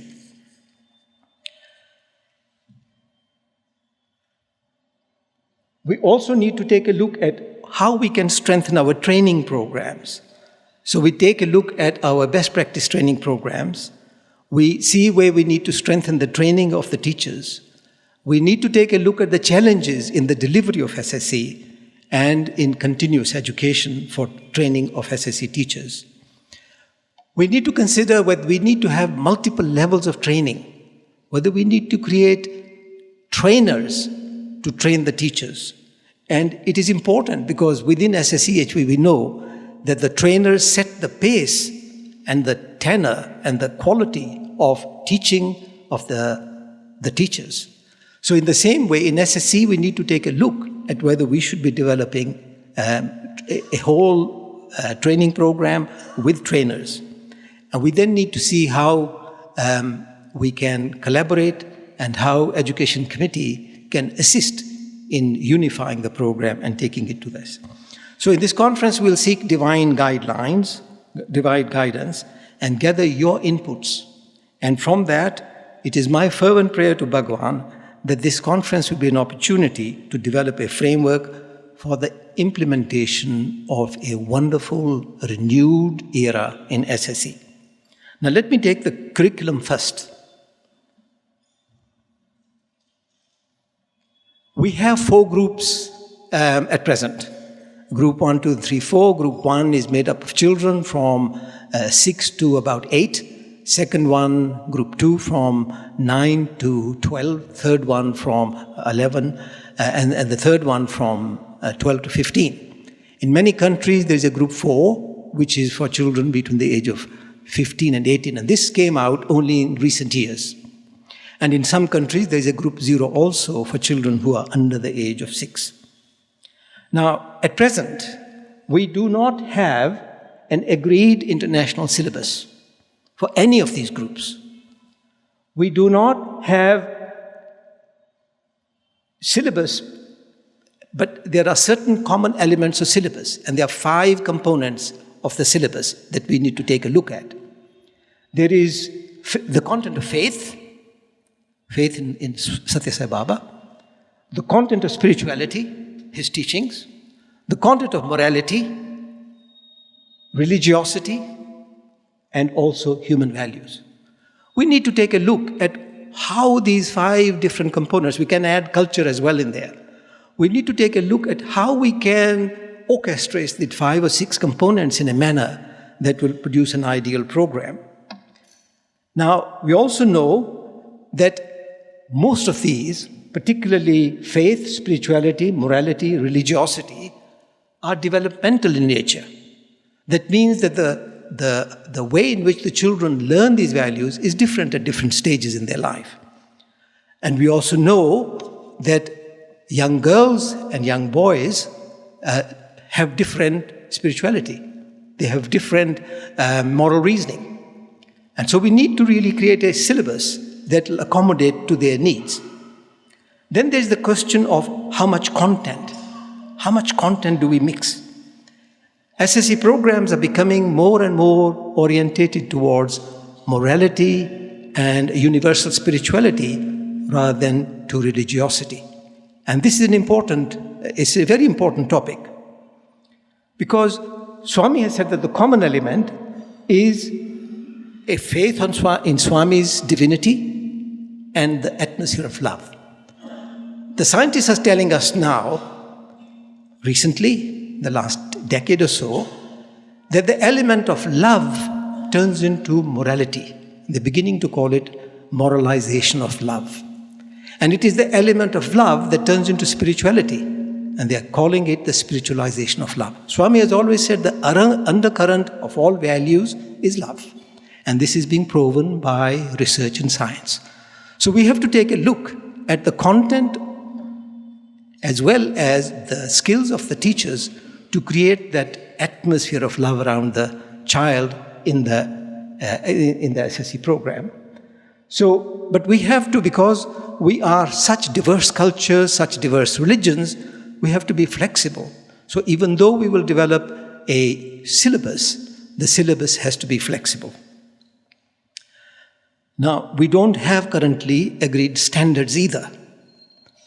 And this is for a very important reason. Because while in maths and sciences and English and other topics you can measure, it is very difficult to measure love. It's very difficult to measure warmth of character. It's very difficult to measure these things. But we have to have some kind of a qualitative understanding, qualitative measure of how we will quantify the outcomes of our syllabus of our SSE programs. Then a further point that we need to explore during this conference is the content and pedagogy. We have had the framework of 5 human values for a long time, and we are quite comfortable with that. But there have been amazing advances in the science of understanding human development and also in teaching and learning. So we need to really take a look at that. We also need to take a look at the global culture, which is changing very rapidly. Changes are there in the family. There is a global culture in the last 47 years since we started SSE. And we have to take a look at all the new developments that are happening in education and learning and teaching and incorporate into our own material. There is a great deal of understanding and how children learn morality, how they learn faith, how they learn spirituality, and there are different stages. So we need to really have that in our SSE programs, and we need to see pedagogy that is compatible with the 5 teaching techniques. In addition, changes in the global culture create imperatives that we understand our children, where they are. Dr. Reddy just mentioned that in the United States, he was feeling that the children are in a culture which is a very indulgent culture and that he needed to nurture them at home. There is currently a global culture which is very debased because we have television, which is the media of advertisement, as the main entertainment focus right in our living rooms, and it gives values that are sometimes not very good for our children. There have been changes in the family form and function too. Both the parents have become slaves to the economic imperatives of the family. They don't have time. There's time poverty, partly because of the imperative of earning a livelihood, both parents working, and there is also the imperative of relaxation at home with this box, which radiates the most vile values, violence, and brings into your sitting room values that you will never agree with. So we really need to take a look at the global culture and contextualize our SSE program to the delivery of material that is relevant to the growth and nurturance of our children, and which are also contextualized to the culture that they live in. So I'll now turn to specifics of what we need to look at in this conference on SSE. I failed to mention that there are enormous advances in neuroscience, for example, in the understanding of in the understanding of what the children need, in positive emotions, in positive youth development, and so forth. These we need to really look at and incorporate in our SSE. Okay, factors that impact on our SSE. Currently, we have a high dropout rate in Group 3 and Group 4. And in Australia, we have done some research to see why this is so. Why children can be quite comfortable with Group 1 and 2 SSE programs, but in Groups 3 and 4, we tend to lose them. What are the factors responsible for this? And we found that there are factors that are related to the child, factors that are related to the parents, and the factors that are related to the teachers and the pedagogy of SSE. So, first of all, children in their adolescent years develop a whole range of new interests. They have hobbies, they have more demand on their time for learning and for achievement in school. They have sports and they have friends. And they develop a morality and identity which is different from their parents. This is necessary for them to separate from their parents. But this can also result in a lot of conflict within the family if the parents are not problem solving, if the parents don't understand their developmental needs to separate. So there is conflict in the family. This is another very big reason. Then the parents are more concerned with academic achievements. You heard Dr. Reddy say that there is knowledge that is fundamental knowledge, which will give you knowledge in everything. But the parents are very concerned to have their children become economically independent. and therefore to be able to earn their own livelihood. And this is a natural concern that most parents have. But this is resulting in pressure on the children for academic performance, and the parents comply with that and actually sometimes put hurdles in the way of the child from attending SSE classes. Now, these are very important things because we need to develop a strategy to deal with these things that we have found by research. Then we have the teacher factor, a boring teacher.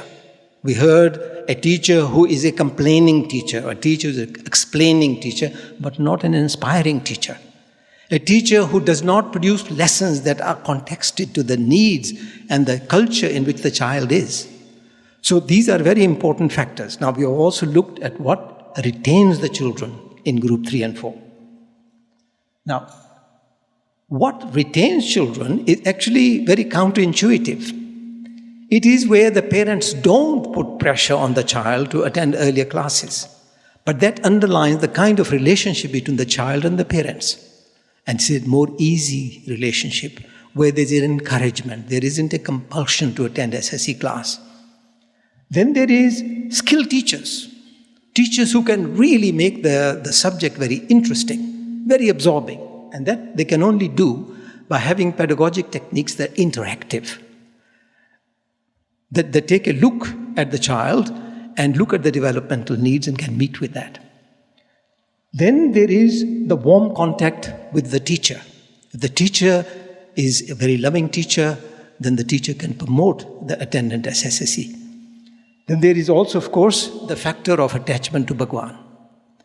These are the factors that will retain the interest of the children. I'm told that the time is short, so I'll just go through very quickly through other things. Now, let me turn to the role of the parent in promoting retention of the child in SSE. The parents need to be informed by the SSE teachers on the value of SSE. And I think most parents don't understand how valuable SSE is. First of all, when we know that if the child attends SSE, there is a level of moral identity that is developed. And this moral identity is the one that retains. If the parents are knowledgeable about that, then they will promote that. Secondly, we know that belongingness to the home culture, a culture where values are practiced, where the values are in sync with the values in SSE. So that's an important factor. Third one, we know from research that has been done on positive youth development that active participation in service in any community gives a much more holistic personality, that religious and spiritual activities are very powerful agents that are preventative against vulnerabilities to which most adolescent children are prone in a culture that is very indulgent. And finally, belongingness to a spiritual community which actually inducts into adulthood. And this is what we have in SSE. So these are powerful factors that the parents must know. They must know the value. What I'm saying is that the teachers have to take on responsibility to convey the value of SSE to the parents. Now, turning to the SSE teachers. Now, we've had international investigations into teaching and teacher training and trainer training, and I will sum that up in the next couple of slides. There is currently, just like there is no currently agreed syllabus for the SSE children, we don't have a currently agreed SSE syllabus for the teachers. We depend upon the National Educational Coordinator producing material. There isn't an international agreement what will they produce. There isn't any benchmark for what they'll produce for the different age groups. We train teachers, and there are different modules of training. Some undergo 4 or 5 days of induction, followed by apprenticeship, followed by certification. And there are others who are a little bit less vigorous. And there are others who actually go and attend the diploma course of the institute. So there's a whole gradation of training of the teachers. But there is no currently agreed syllabus for the training of the teachers. There is a great deal of there is a great deal of need for the teachers to be inducted in interactive techniques of relating with the children. Currently, a lot of the training programs don't prepare the teachers for that. And this is particularly important for Group 3 and Group 4 children who are not going to listen to lectures, who get bored. Then we have the differential training. We tend to have a generic training. That's one training fits all. Whether the children are kindergarten children, 6 years old children or 15 years old children, we give them the same training. We need to have differential training. Training that is more suitable for young children, age of 6, 7 and 8, and more holistic training, more interactive training for children who are 15, 16, 17 and 18. So we need to have differential training. Then there's the question of teacher burnout. A lot of the effort is spent in training teachers, but they may serve for 1 or 2 years, and then for various reasons which I don't have time to go into, they stop training, they stop teaching. And this is from burnout and from various reasons, and we need to really look into that, and we have done some research on that. We know that we are currently 47 years into SSE, and so we have second and third generation of young adults who have grown up in SSE. And because they have faced cultural challenges, they can be very powerful agents provided they are motivated.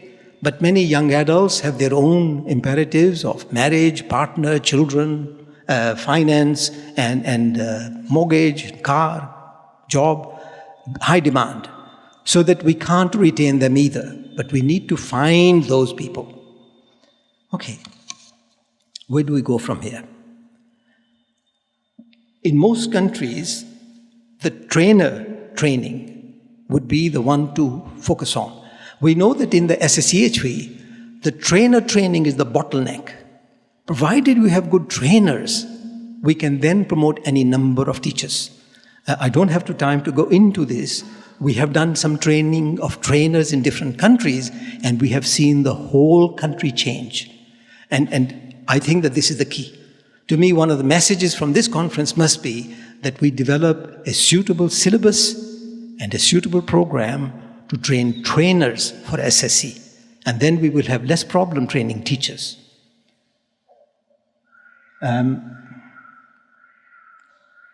So we have to launch a trainer training program. We have to set the standards for the trainer training, and we have to look at the quality of the trainers. Now, parent involvement is the next that we must look at.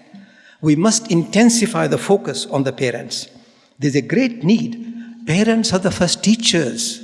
Parents are the one who give language. Parents are the one who induct into a culture. Parents are the one who give the child their identity and orientation to life. So we need to really intensify the focus on parents.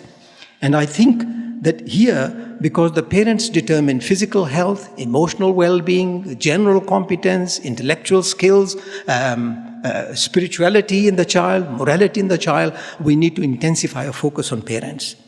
And the parents, unfortunately, tend to delegate the responsibility in the SSE to the teachers.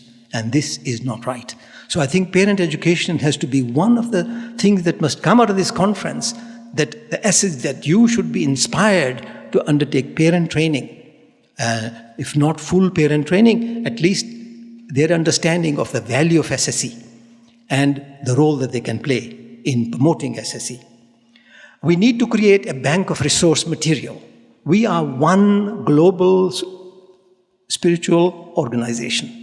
We should be able, with the modern technology, and Dr. Srinivas is a very expert in the modern technology, that we should be able to create a resource bank from where we can draw in different countries on one material.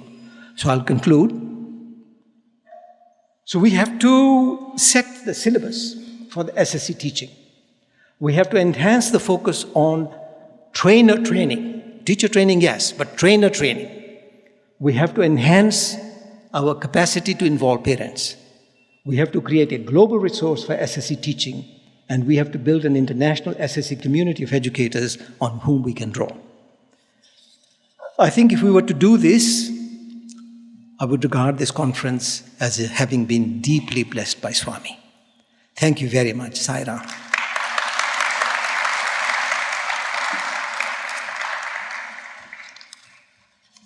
I was afraid that I had a problem with this.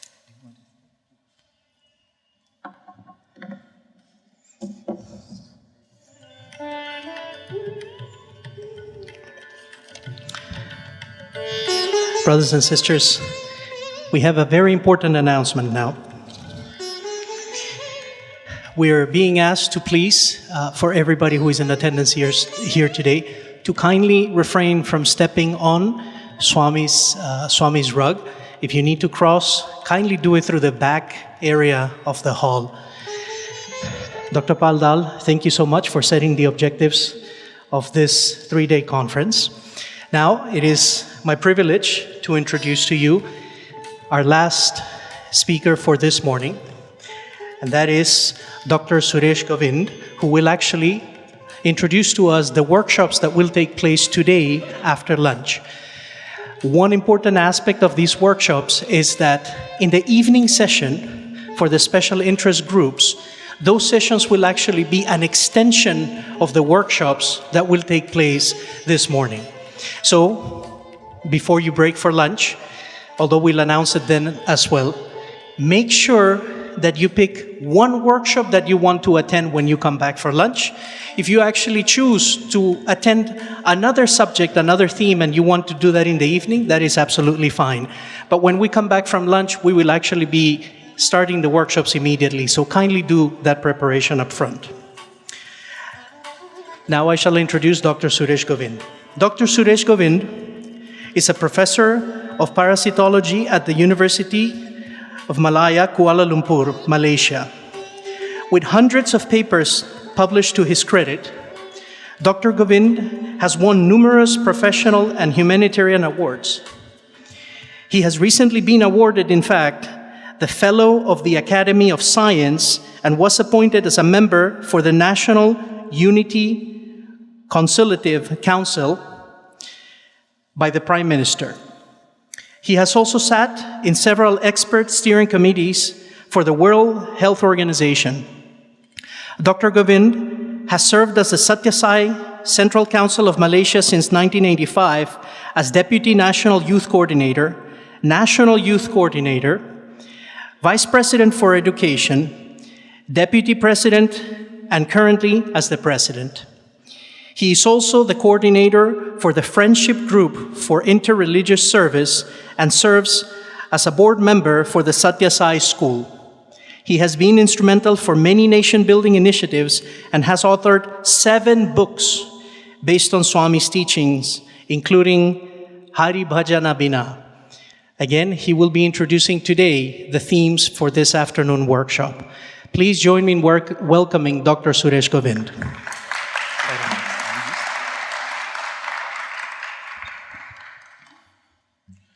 Bhagavan, Swami, respected elders, beloved brothers and sisters, I'm fully aware that I stand between you and your lunch, and therefore, in the next 15 minutes, try and summarize what exactly will you be doing when you return back after lunch.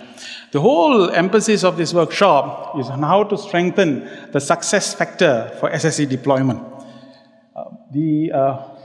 Basically, I think we can categorize this in 4 C's.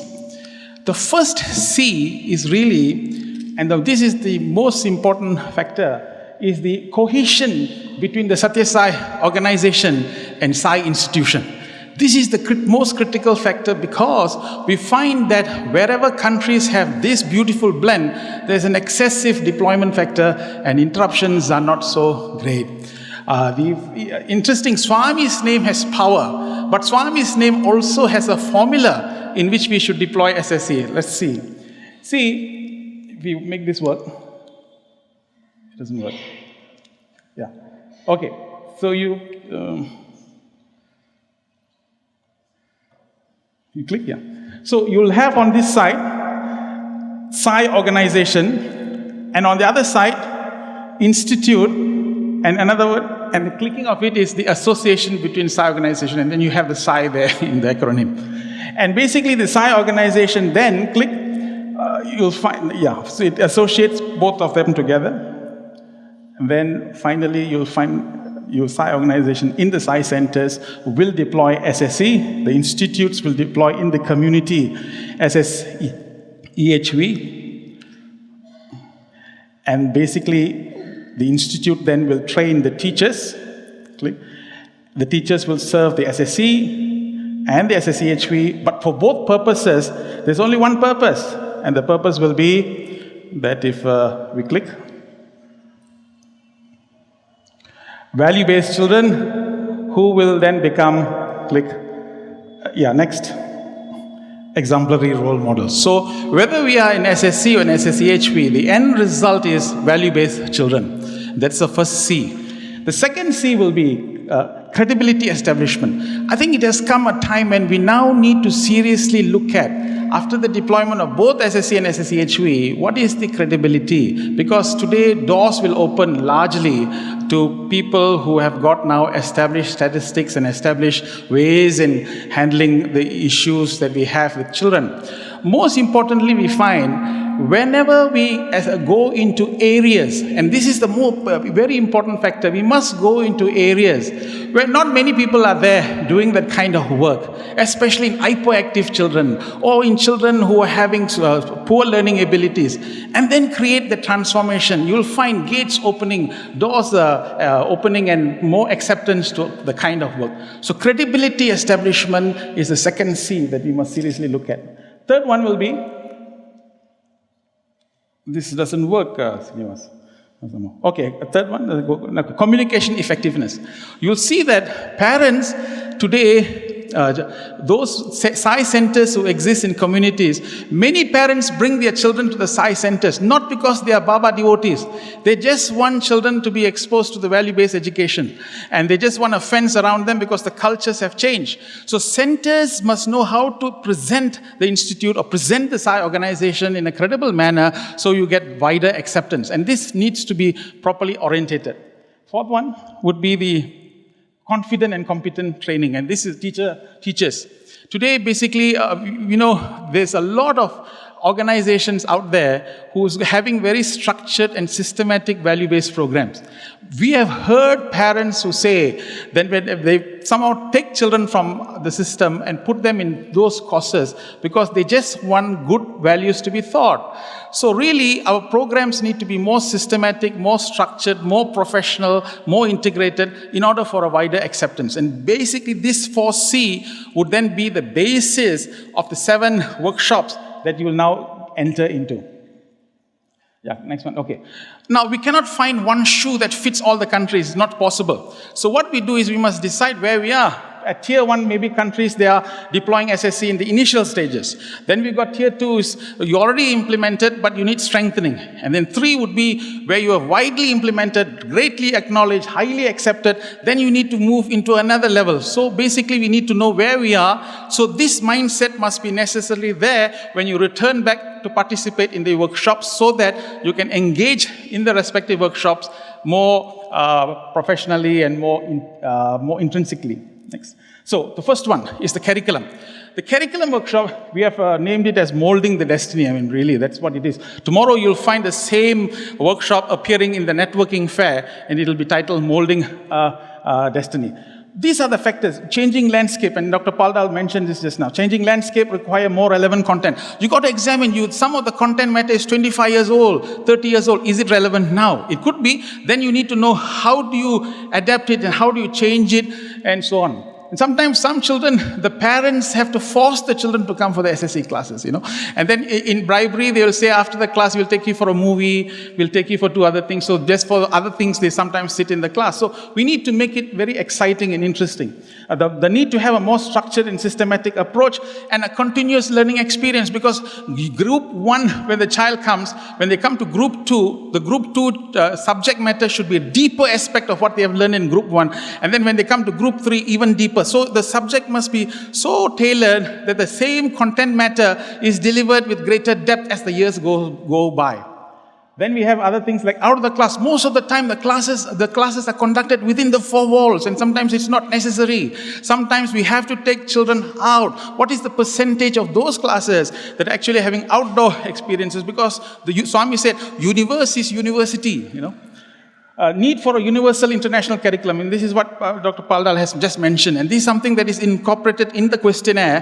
That is there a need for us to now have a standard one? Can we now define a few things, maybe tweak it a little bit. Starbucks coffee in everywhere tastes the same, So SSE, when we have a child coming out through the program, must have certain qualities from the personality, and someone looking at the child, you must have gone for an SSE program. Then the child says, yes, how did you know? I can see it by your behavior. So then there is a learning outcome which is very fixed and standard. So need for a better evaluation system to gauge the progress of the children. This is also incorporated in the curriculum workshop. So it's a very deep workshop handled in 2 hours, and sometimes you may not be able to finish it. That's why we are also suggesting that we may come back after the bhajans late in the night in the event that you need to finish it. So this is workshop 1. Workshop 2 is the student management pedagogy. This is where we talk about the 5 teaching techniques. Are there any latest pedagogy techniques? Are there newer inputs for class management? We know and we recognize that many of you are experts. Now the most important thing in the workshop is to extract all the best practices and see whether we can learn from one another so that a draft proposal can come about in order to strengthen that main pillar for the SSE deployment. This is for the workshop 2. Quality of teachers and teacher training, and this is very important. A challenge to select teachers who are passionate to teach. One, you can be very free and then you can come to give your time, but then you can become a substitute for anesthesia, especially in students. You find that, they are really punish the children, and you can find some children really bored to death, because of that. So how do you select teachers who are passionate, who are simply orientated towards connecting and making the heart capacity building to become so strong that the child wants and yearns to come to the class? And this is another challenge that we have. The teaching training format. What is the training format? We have teacher connectivity issues with parents. This is more, how do you connect to the children? This is another thing, and how do you connect? Sometimes teachers are actually, interestingly enough, some teachers just jump into the class and teach their subject and then they evaporate. And you'll find that they are not integrated in the SSE center itself, and they do not know the overall objective. Their focus is only on the class and this. And you find that sometimes it is disheartening to know that you're not able to transmit the kind of missionary zeal or the kind of overall vision that you have for the child. So how do you integrate them? How do you incorporate them?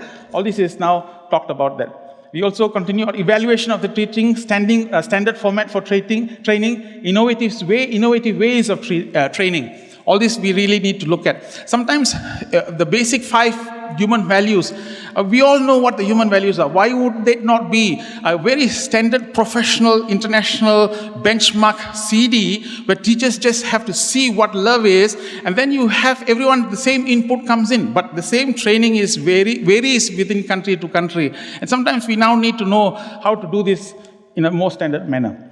Alumni, and this is the biggest problem. You see, look at many of our countries, you'll find group 1, group 2, group 3, and then suddenly they drop off and they disappear. And we don't have how many centers have high percentage of group 4 children and youth coming back to the center to participate? You find that this is the greatest challenge because it's a one-way street, It's just, they just keep on going, and hours and hours and hours of teachers who have sacrificed their lives, trained them so well, and then they're just drifting away, or they just drift away.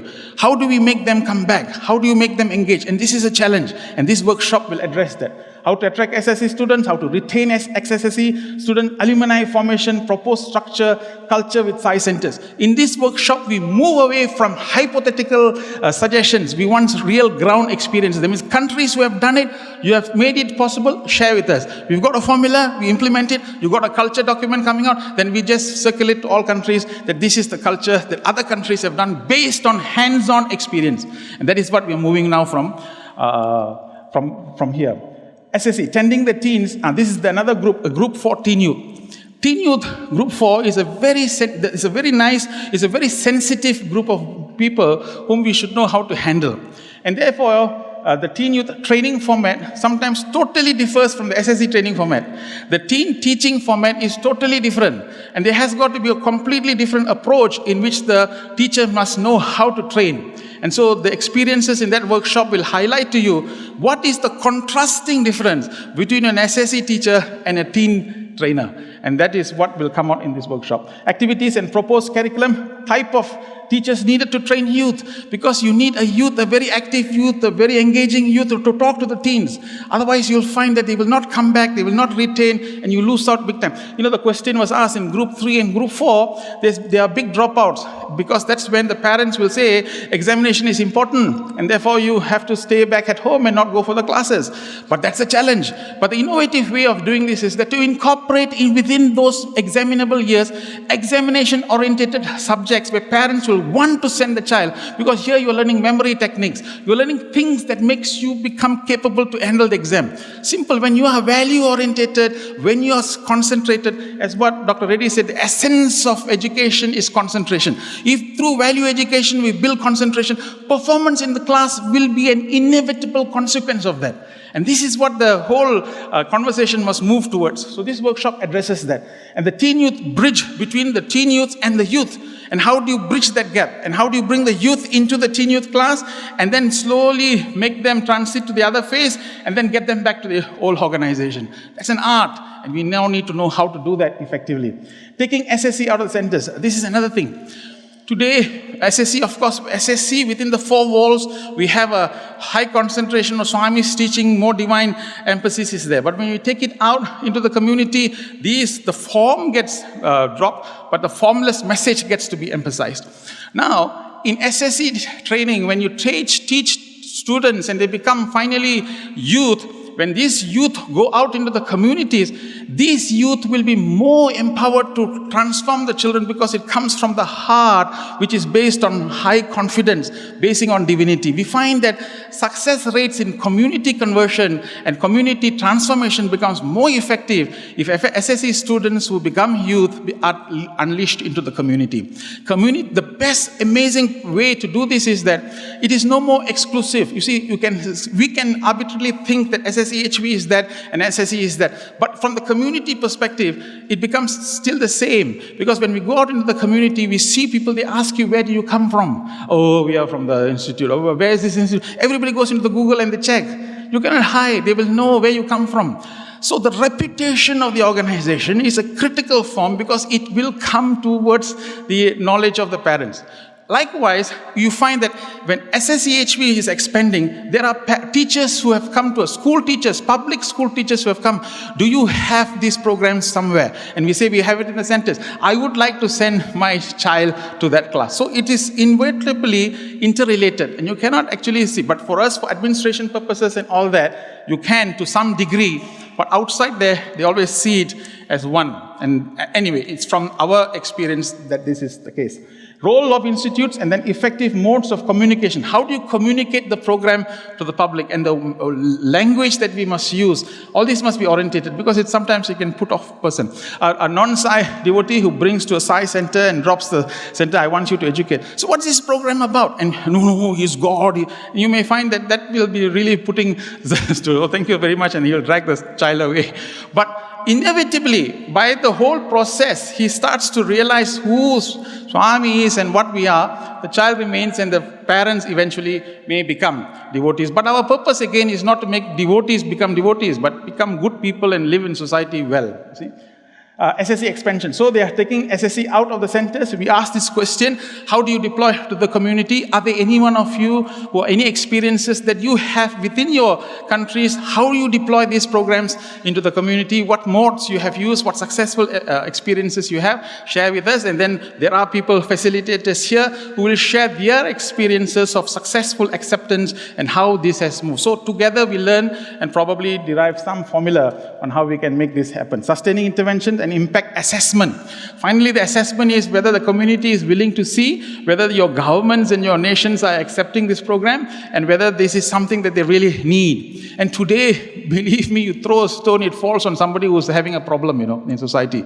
And you have many, many issues. We have got the best solutions in our hands, but we need to know how to market it and how to reach it in big numbers, in big ways. We have to be professional, because this is something huge and big. And whenever we see, then we expose this outside, people just come and grab it and say, where have you been all this while? So this is, I think, some experiences from the other countries as well, but this is where we'll share. And the last workshop, which is, I think, also a very important workshop, is on connecting through discipline and love, is the culture. At the end of the day, you see, Starbucks coffee, why is it all same? They have a standard recipe of how you make it. So people just follow that recipe. So wherever you go, the coffee tastes the same. So in the same way, there must be some powerful, strong embedding culture between the Sai Center and the Sai education wing of the center, and the interrelationship between the institute and so on. And we have that standardized. You'll find a lot of things can get facilitated in a better way and get two-way feedbacks, which will enhance professionalism and increase efficiency between both. So the interdependence between institutes and Sai organization for both the deployment of both SSE and SSEHV, identifying of a supporting culture in the Sai Center for the expansion of Sai SSE activities. The education wing cannot stand as oil and water within the Sai Center. It does not make sense. Many education wing, they have operate on their own without any relationship with anything else. And that goes against the very ingrained of what educare's concepts is all about. So teachers who are teaching must integrate with the centers, integrate with the other wings. How do you interrelate? What kind of relationship that you must have? In fact, even the meeting structure must be standardized. A member from the other must be here. A member of the organization must be there, so that you have very powerful, effective communication and then make things happen. That's how our body works. Our body, is all interrelated, and everything communicates very well. And that is why we are breathing 21,600 times the heart beats. If there's some miscommunication, we have to chant Triyambaka mantra now. So therefore, we are all doing it so nicely and beautifully because of this beautiful connection. Next, culture and governance of SSE classes, including the frequency of meetings. There are centers that even the number of meetings between the SSE teachers don't take place. So we got to determine now, center as a center, number of meetings. You must have compulsory once a month meeting. What is your format of your meeting? What topics have you discussed? SSE teachers themselves must have their own satsangs. They must have their own satsangs to go deeper into the aspects of spirituality, because children are today asking questions, and some questions cannot even be answered because their curiosity levels are high, intelligence is high, spiritual consciousness is high. So teachers must become highly competent, greatly efficient in order to answer some of these questions. Engagement of SSE teacher in center activities. More and more teachers and more children must get involved in the service programs and so on. Then you find that you're practically imbibing the values taught in the class, and the center becomes a beautiful place to do this. Role of Sai centers in expanding SSE activities. That again will be decided. So this is the 7 workshops. How you should come into the workshop is that with a mindset that you're open mind, so that we can learn from one another. Don't think of the country or the zone, but come with an idea that this is for a universal goodness and incorporate like that. Don't come with a closed mind, because a parachute which is closed is of no use. It must be open. Mind is like a parachute. So you must have an open mind to imbibe all the points.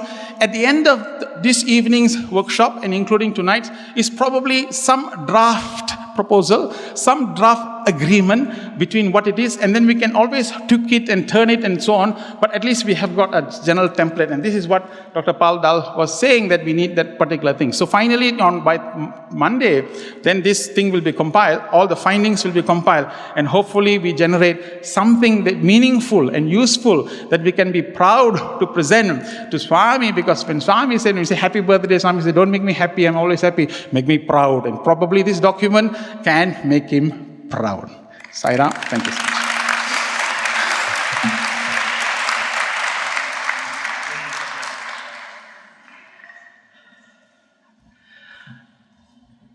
Brothers and sisters, the time has come for lunch. A couple of important announcements before that. Once again, I want to reiterate what the process will be for the workshops this afternoon.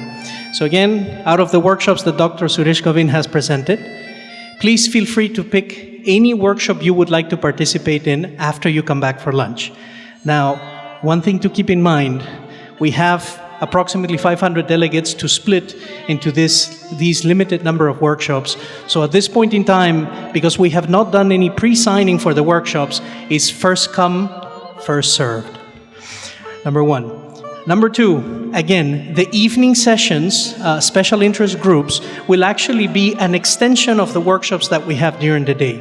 You're welcome to attend the same topic, the same theme, or choose a different one if that's what you would like to do. But please start thinking about that. Second announcement, there are some special lines in Western Canteen for you to just rush through for lunch, because we have to be back exactly in an hour. The workshops will start at 1:45. So 2 thoughts to keep in mind. The first one is, timeliness is next to godliness. So please be back on time. Number 2, this may not be the best time for me to remind you of Swami's formula about eating habits: half stomach full with food, 1/4 water, 1/4 air. That's up to you. But at the end of the day, again, the afternoon sessions are meant to take the inspiration from the morning into action in the afternoon. So, although Dr. Suresh Govind said we must be expansive in our thought, don't be too expansive about lunch. Please come back ready to work in the afternoon. So with that said, please have a wonderful lunch, and we will see you here at 1:40, no later than 1:40. Loving Sai Rams to all of you.